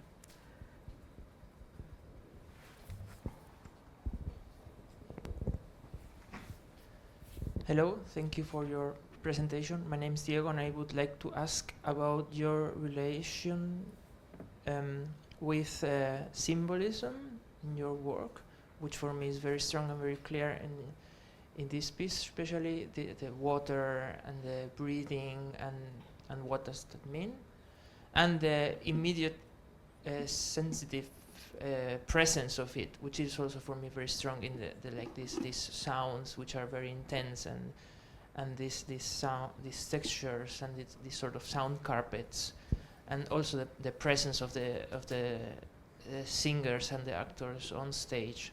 So how do you find yourself in between these two modes of expression, or these two worlds? Which two words? The symbolism, the meaning, or the associations of these elements, and the immediate bodily presence, which we can hear immediately. Okay. How interesting to think about it. Just a small correction. I always dislike it when people say sound carpets or sound blankets, because it gives a feeling of flatness and it gives a feeling of passivity, and I am really not about both. Okay. So, because the carpet can suddenly come and walk for me I guess it depends on the carpet, yeah. And it's not a carpet. Okay. It's the sounds are not a carpet. Thank you. They are not. They are fields. I like fields. Fields are more alive. Things can happen in the fields, but carpets are just lying down. You know, fields is better, I think, to express the same idea. All right. So symbolism and presence. Symbolism as opposed to presence. I think that presence for me is extremely, extremely important. And as I talked about the ear as the organ of touching, that is very connected to presence. And I try to create sound images or sound presences that really are very vulnerable. And that is what, for example, is very different than the music that I used to write in the 90s. The fast music, very masked. The vulnerability was not exactly allowed to be there so much in that sense, like it is now. The symbolism is kind of a subconscious element of this. It's true. I mean, I bring here even the BBC News is a very, very symbolistic act, right? Because the middle of the breathing, that is really actually for me a kind of an internal reference to the movie The Sacrifice by Tarkovsky. If you remember, there was a part, whoever saw the movie, there is a part there, and I've seen it many, many years ago, so it's just a very vague memory for me. But there is a part there where it's a family or a big group of people in the house are all kind of listening to the radio because it's going to tell them. Do you remember what was there exactly? Can you say? Yeah.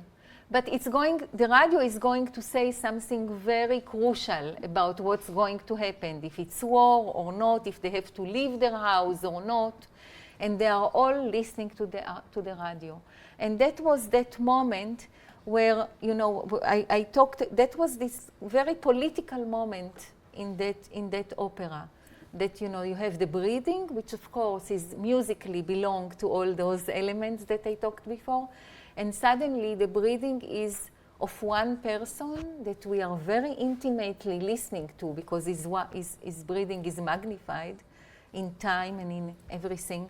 And then into this intimacy that we are allowed to experience comes the radio, which is so, which is just so alienating, but is so crucial at that moment. In that sense, that I think is a moment of very pure, what you call symbolism. I don't know if it's the right way, but it is definitely, it has to do with the semantic of the sound. Yeah, not its real naked presence, but its meaning in the world. And I think that it is a very nice way to describe what is happening here, the naked presence of sound and its quality as sound in relationship to the way we hear, and its meaning. Both of them, if there is both of them are the element with which I really work.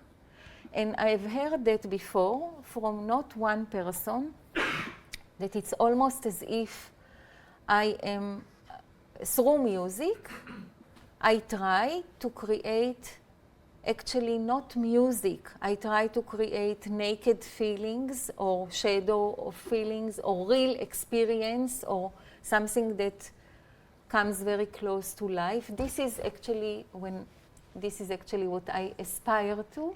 But one person told it to me in a very interesting way. She said, it's almost like you take music in order to create something in totally another media, the media of naked feeling, sensations, or something like that. Because if you think about music, you know, the music which is music, it is something else many times, right? Even today, when we listen to a lot of music. So I am, in a way, very tired of the music, which is still singing and dancing. For me, I want to get out of it. I don't want to sing and dance. I want to open it up and to just smell, breathe, touch, through sound. Yeah. Yes. I have a question in the same direction. I have an impression sometimes it was a moment that touched me a lot, because sometimes an opera can, history can be the subject of an opera. But I think in this case, I don't know, it's my feeling, I feel sometimes that I heard the voice of the history. I think the place you give to the voice is really very special. And it was a small moment. I feel as I was listening to the voice of history, the real voice of history. And I think maybe it's because sometimes these sounds, they are also documental sounds, and they are also charted of historical temporality. I feel like if I can connect with the time that the record was made. And this, I think, is very beautiful, because in general, composers are trying to evacuate it, to give to the sounds, recorded sound, a kind of neutrality. And I love, because you assume that the recorded sound is full of the time that the recorded was made. And for me, this is very touching. So I'd like to know if sometimes you was thinking about history or not, or if just came. And also because each historical period is also full of a sense of time. And for me, you were really dealing with time and temporality. Well, this opera is about time, but in a totally different way than you are mentioning. Just will say it very fast, and then I will get to that. I really tried to make time do very strange things here, really not behave normally. So, you know, just say it and then leave it away. Yes, there are. It's very, very interesting what the two of you were talking about. So, when you take, for example, no, I will start with a different example. In the third act and in the fourth act, we have in the interlude a group of people talking, and they are talking, and there are there is a lot of action with this talking. And when you listen really, really well, we took some songs of Edith Piaf, and we took another song of, I don't remember the name, of a male singer with the orchestra, and we cut, 2 seconds from here, 4 seconds from here, and you can really, if you listen, you actually hear it. You hear a whole transition of that sing, and we did something very corny, that we changed slightly the pitch. So it comes in, and you are not sure, am I hearing that or not? And before you are sure, it's gone. There was also a movie about the Second World War, the First World War. I don't remember which one it is. I have it written somewhere, but we took a whole scene for it. And in this interlude where people are talking, we are having that scene in a restaurant from that movie. So you just hear the utensils, but the sound of that restaurant is not like a sound of restaurant today. So just to talk, and I think this will be interesting as answer to both of you. So in that place where we have the people talking in the beginning of the fourth act, and on the third act, I think too, we have the people talking, which is a small piece by itself, because they're how excited they are. It's all notated, how quiet it is, what kind of group it is, etc. This is one thing. And then we have underneath it the restaurant of the First World War.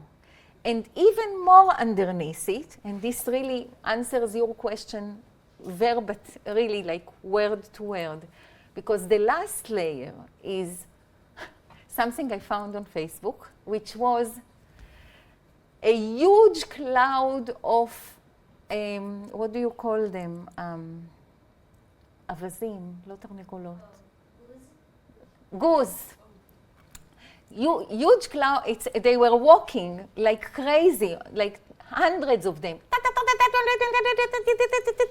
You know, you had this carpet of hundreds of goose passing by. And we took this carpet and we put it underneath the voices. So you do not ever hear it, but it's there. So you have the goose making the people sound really weird, but you don't know why. And underneath this, you have the scene of the First World War, connected it into some kind of a strange atmosphere, which we have seen in movies, and we are, again, it's almost like I'm trying to create a subconscious to the sound. And that subconscious is partly subconscious of presence, as would be the goose, and subconscious of history, as would be the small parts of the songs and the restaurant, and subconscious, yeah, again, the last one is, of course, of presence, of all of those things together. But that presence is quite combined by it's a cake with many, many layers. And you cannot eat only the cherries. You have to eat the whole thing together because you don't know anything exists. Yeah, I have 1 and 2 and 3. Okay. I will try to answer fast.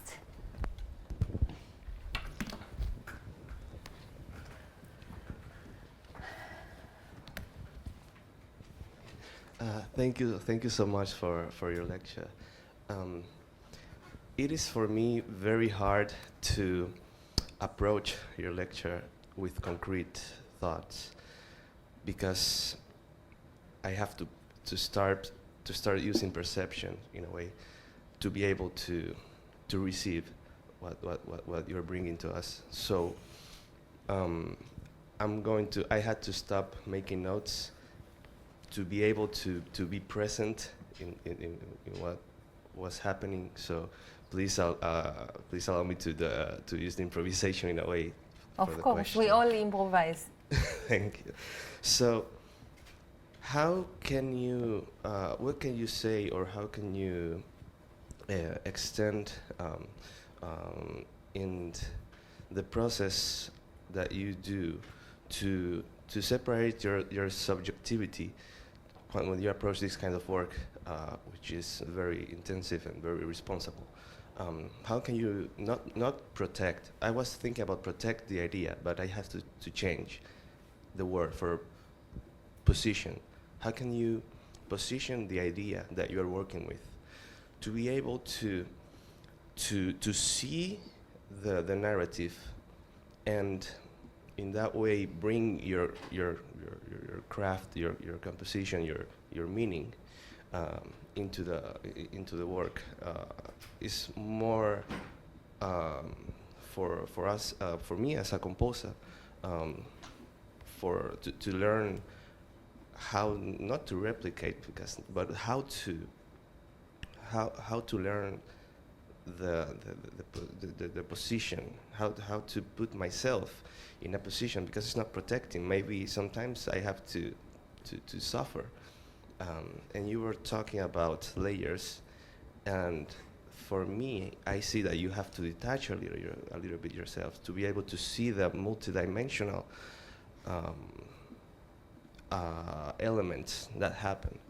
So how can you talk a little bit of that process that I see that you have to go through in this opera? Thank you. I want to understand better because I do not exactly understand. Can you detach myself from the materials? From where?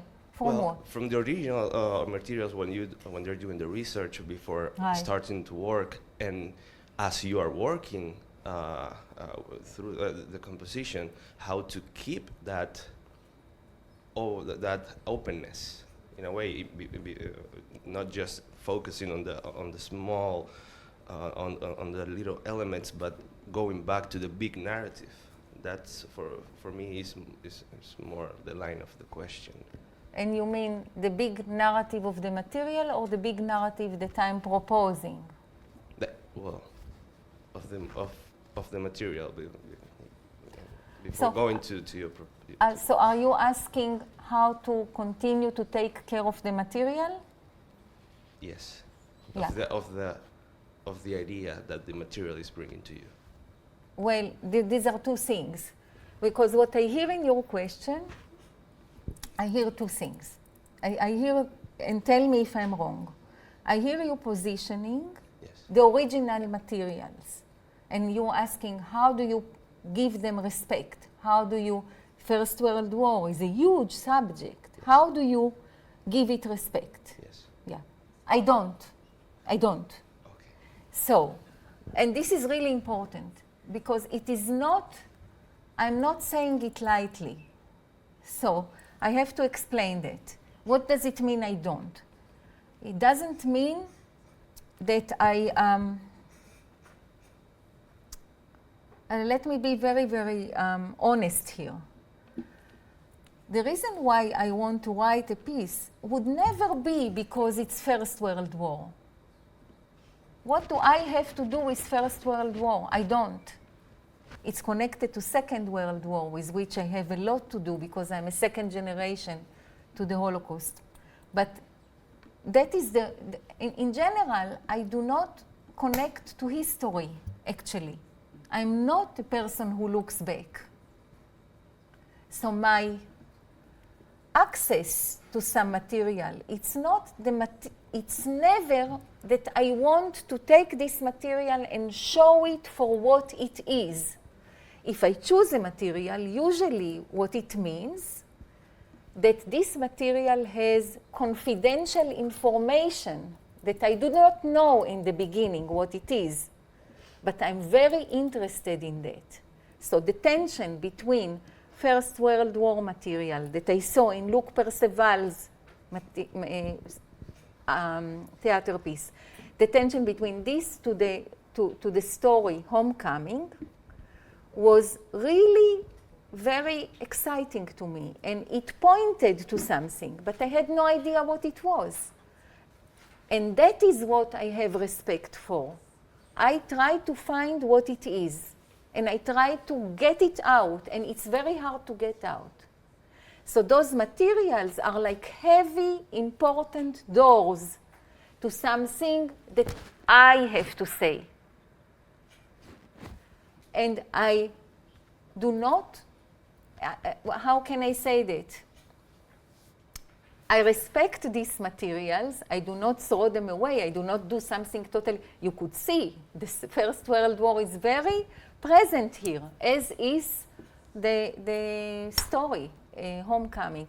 But, so I admit that they are there because I need them as the beginning points of that journey. And the journey is to find what is there to say from today, from my particular person about that. Because I'm not a historian. I will never be an historian.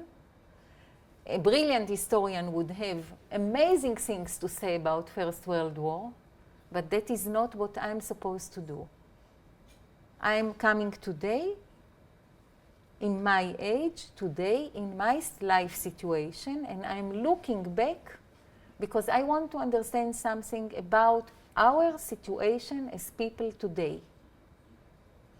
In that sense, the respect goes towards what is that can be found in the material.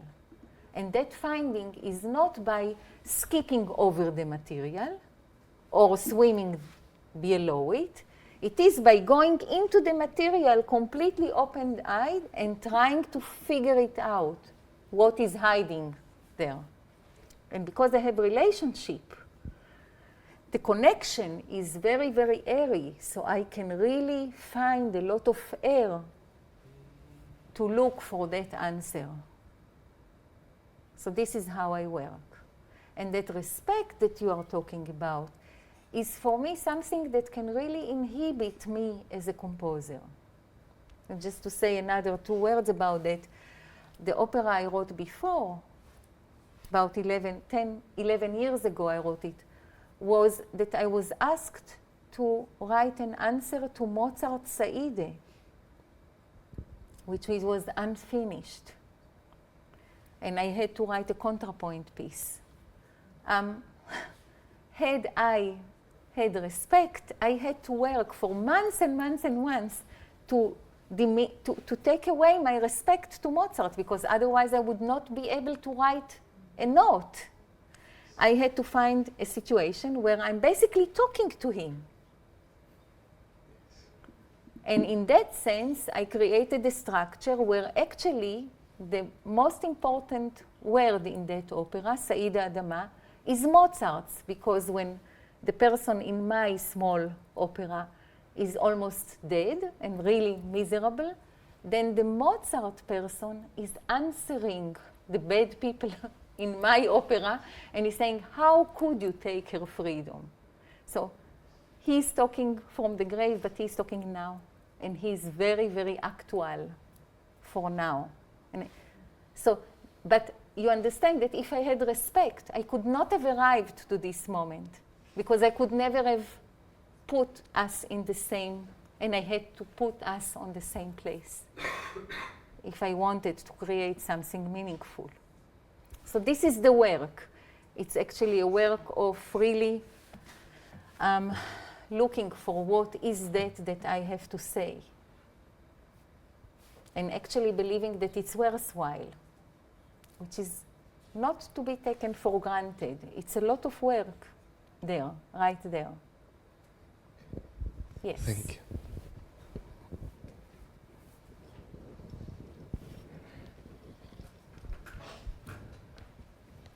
Oops. Yeah. There was, you wanted also, right? Okay, Aaron. Yeah. Thank you. Thank you for the lecture. I have a question about the balance of the singers and the instrumental or the electronic part, because in operas, singers have a very, very special role. And in these fragments we heard today, I sometimes had the feeling that the instrumental part and the singers sort of become one. And at some points, they are very separate too. So I'd like to know, for you, what is the sort of vision of the ideal interaction between singers and instrumental part in an opera? Thank you. You mean in general in opera? Well, for you, what do you think an opera, yes, maybe, or actually you can focus on this opera too. I mean, there is nothing which I would call ideal. There is no ideal. That's the news, right? The news is that there was an ideal, right? Bel canto, the voice, and the orchestra just serving the voice, etc.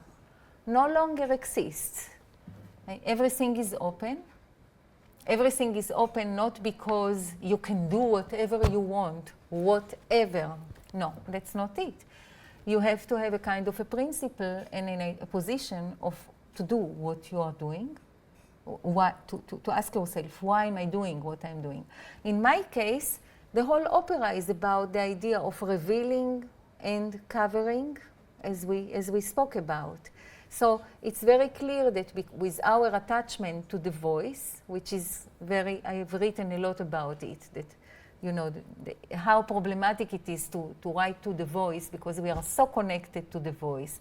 And because of this, it gets always a patina of pathos that we have absolutely no control on.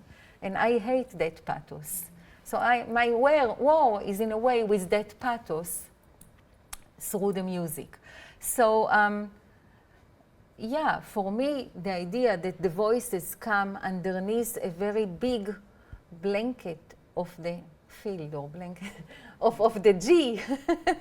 In that case, it is a blanket because it's very passive and kind of choking, and the voices are hiding inside. That is a situation of concealment of the voice, which is very important, you know. So there is no ideal, there is no rule of law. There are a lot of possibilities, but they have to always answer to the question why. Yeah. Thank you.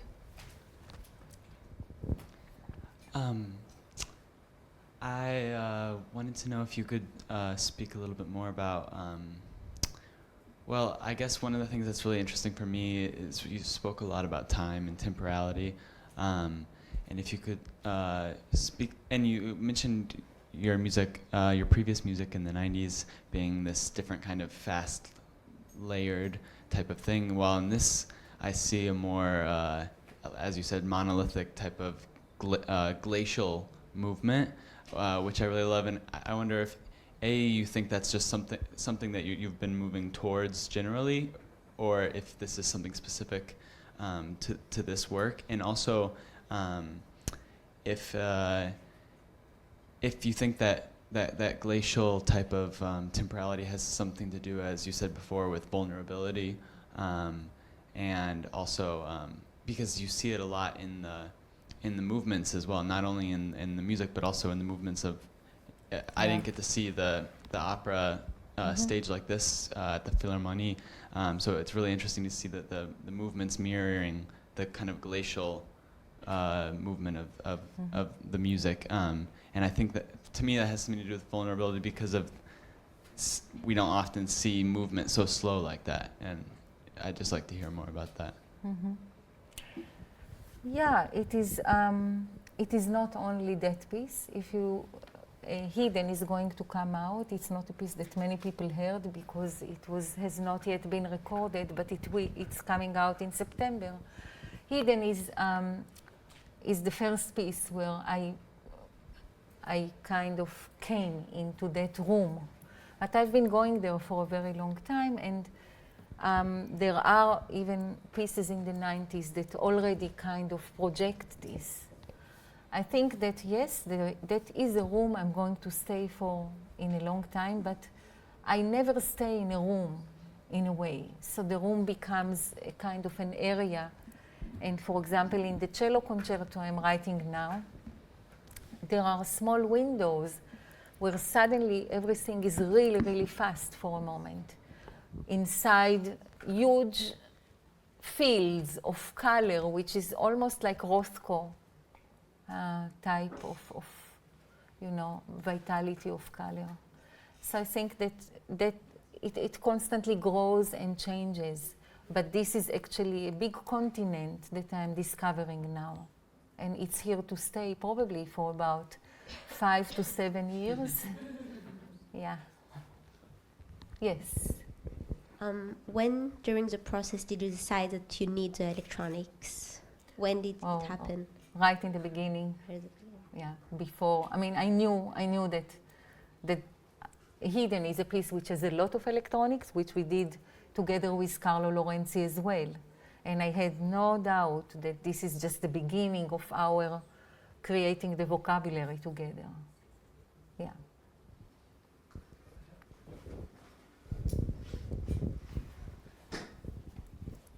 My question will be, I mean, there are two things that I have been quite a fan of your music, or especially of your musical thinking, whenever I have the opportunity to come to a lecture, and it is that somehow, for me, you visualize, or the musical material, the layers of musical material can be think as a space thing, that they gain depth and perspective according where they are, and I see a lot of non-linearity thinking more and more,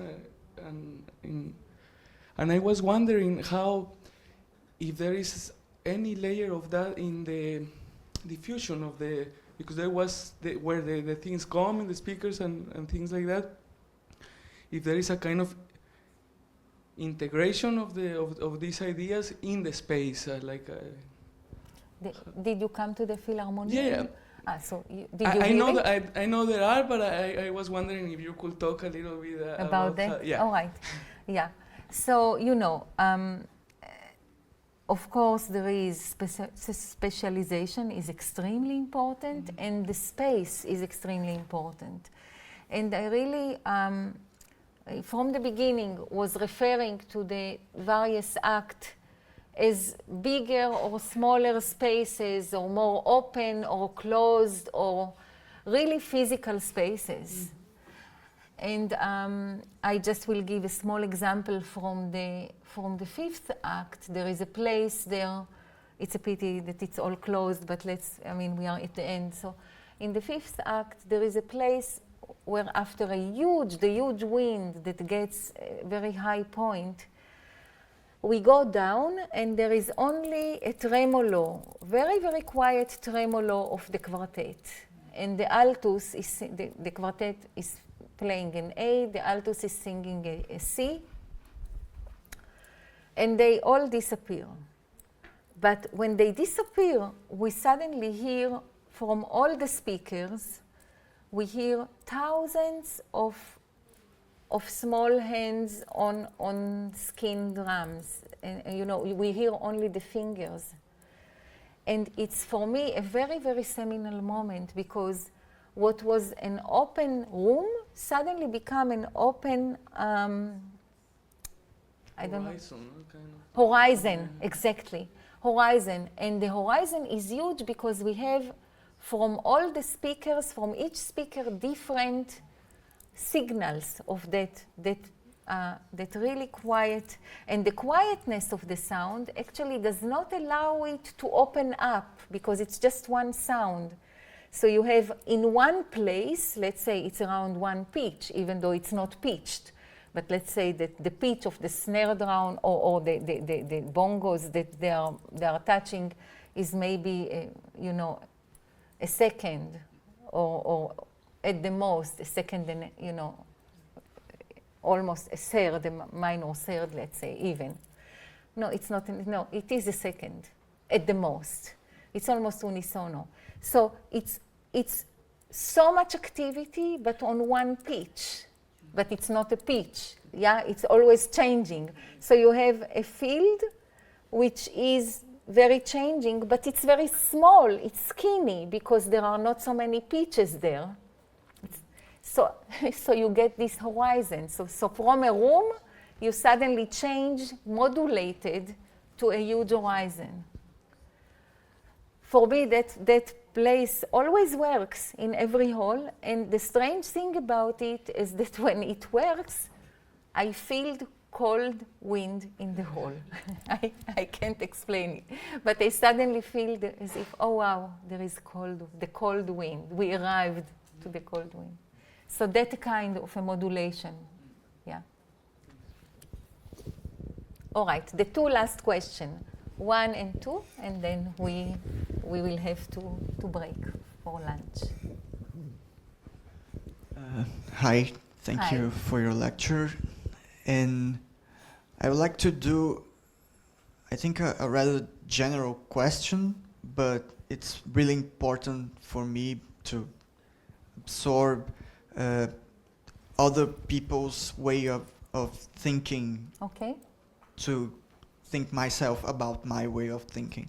Okay. And you said before that you always give advice to your student composers about the structure, to think about the big thing they are looking for, and then to really dive into the small thing and see if they can achieve that. And I was wondering, when you commit yourself to write a work, it can be an opera or a solo work, anything, if you think about the idea first, the idea comes to mind, or do you have sketches, or when you sit to write the first mark on the paper, the first note, the first line, if that line and that note and whatever is already thought about, or if it is struggle to put it there, how does your mind connect to the moment of truth?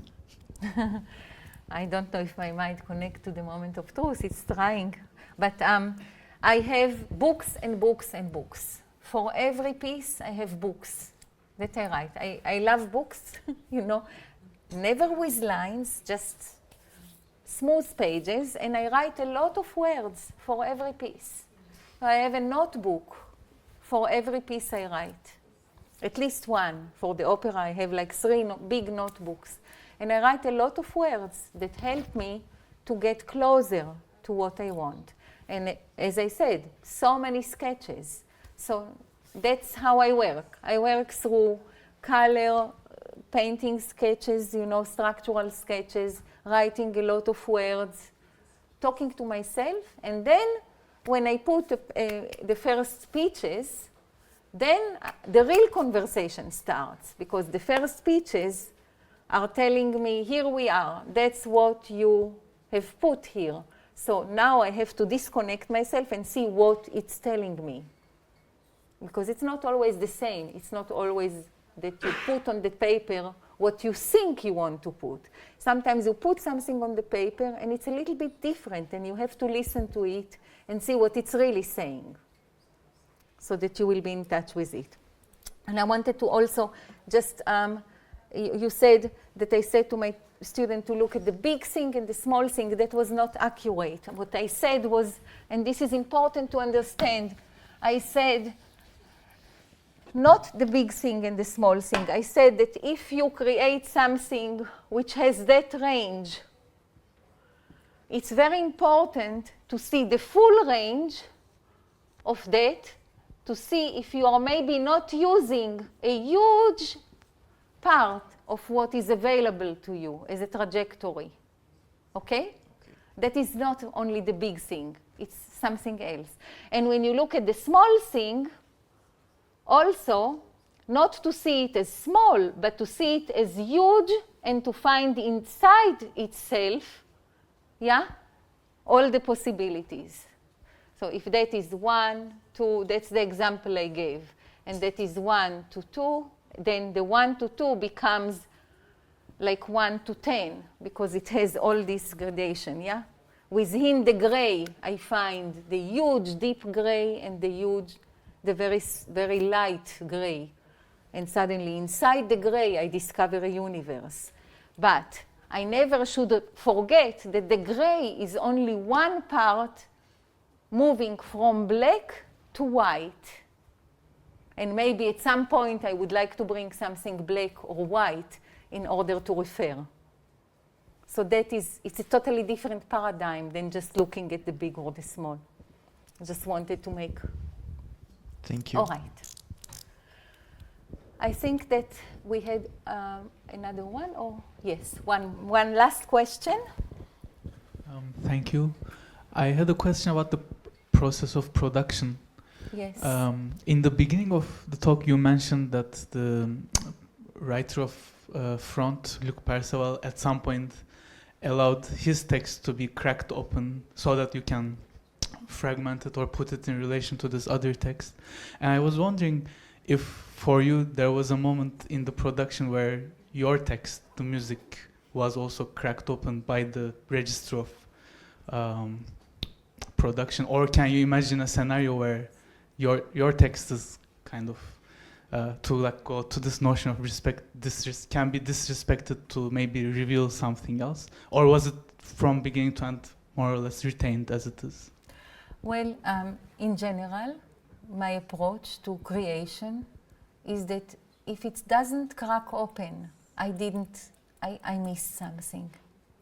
So I am very weary, or I don't know how to call it. Let's say, it's a very personal thing, but for me, and it might be different in relationship to different composers, but for example, I'm such a strong admirer of late Beethoven. And you know, in the second part of Beethoven, everything is kind of cracked open, but I don't feel a lot is cracked open. But in the third period, none of the pieces, when it finished, you are never in the place where you came out. It's such a journey of the soul with the late quartets, for example. You start in a certain point and you find yourself in the end in a very strange exit point. And the same is true for me with Gesualdo, for example, or Schumann. And for myself, I would say that, not comparing, but if a piece, for me, creates a field, because every piece, when it starts, it creates a field of action, right? It creates a field of action for itself. We hear it, for example, very strongly in pieces by Bernard Langs. That type of minimalism is very, very good for that. They create a field of action, and then the piece tries to show the universe of this field of action and try to show its variability and how it can surprise us within that field of action. And that is right for that media or that kind of statement. For me, for my type of search or work in music, if in the beginning I've written something and created a field of action, and in the end I find myself in the same field of action, it means that I have failed. So the break must happen someplace, and maybe even more than one break. I want to have a journey which really created, maybe there is something which created depths. And the notion of depth, I think, it really comes from the painstaking process of breaking something and re-gluing it or finding another solution to it. There is a notion that you cannot just be in one place. You have to see what happened. When you risk it, you must risk. For me, I must risk. And that risk needs to get so radical that something will break or happen to experience the fragility of what that preposition that I gave had. Something like that. Thank you very much for your listening. I enjoyed the talk, and we can always talk more when I'm around here. So have a great weekend. And thank you.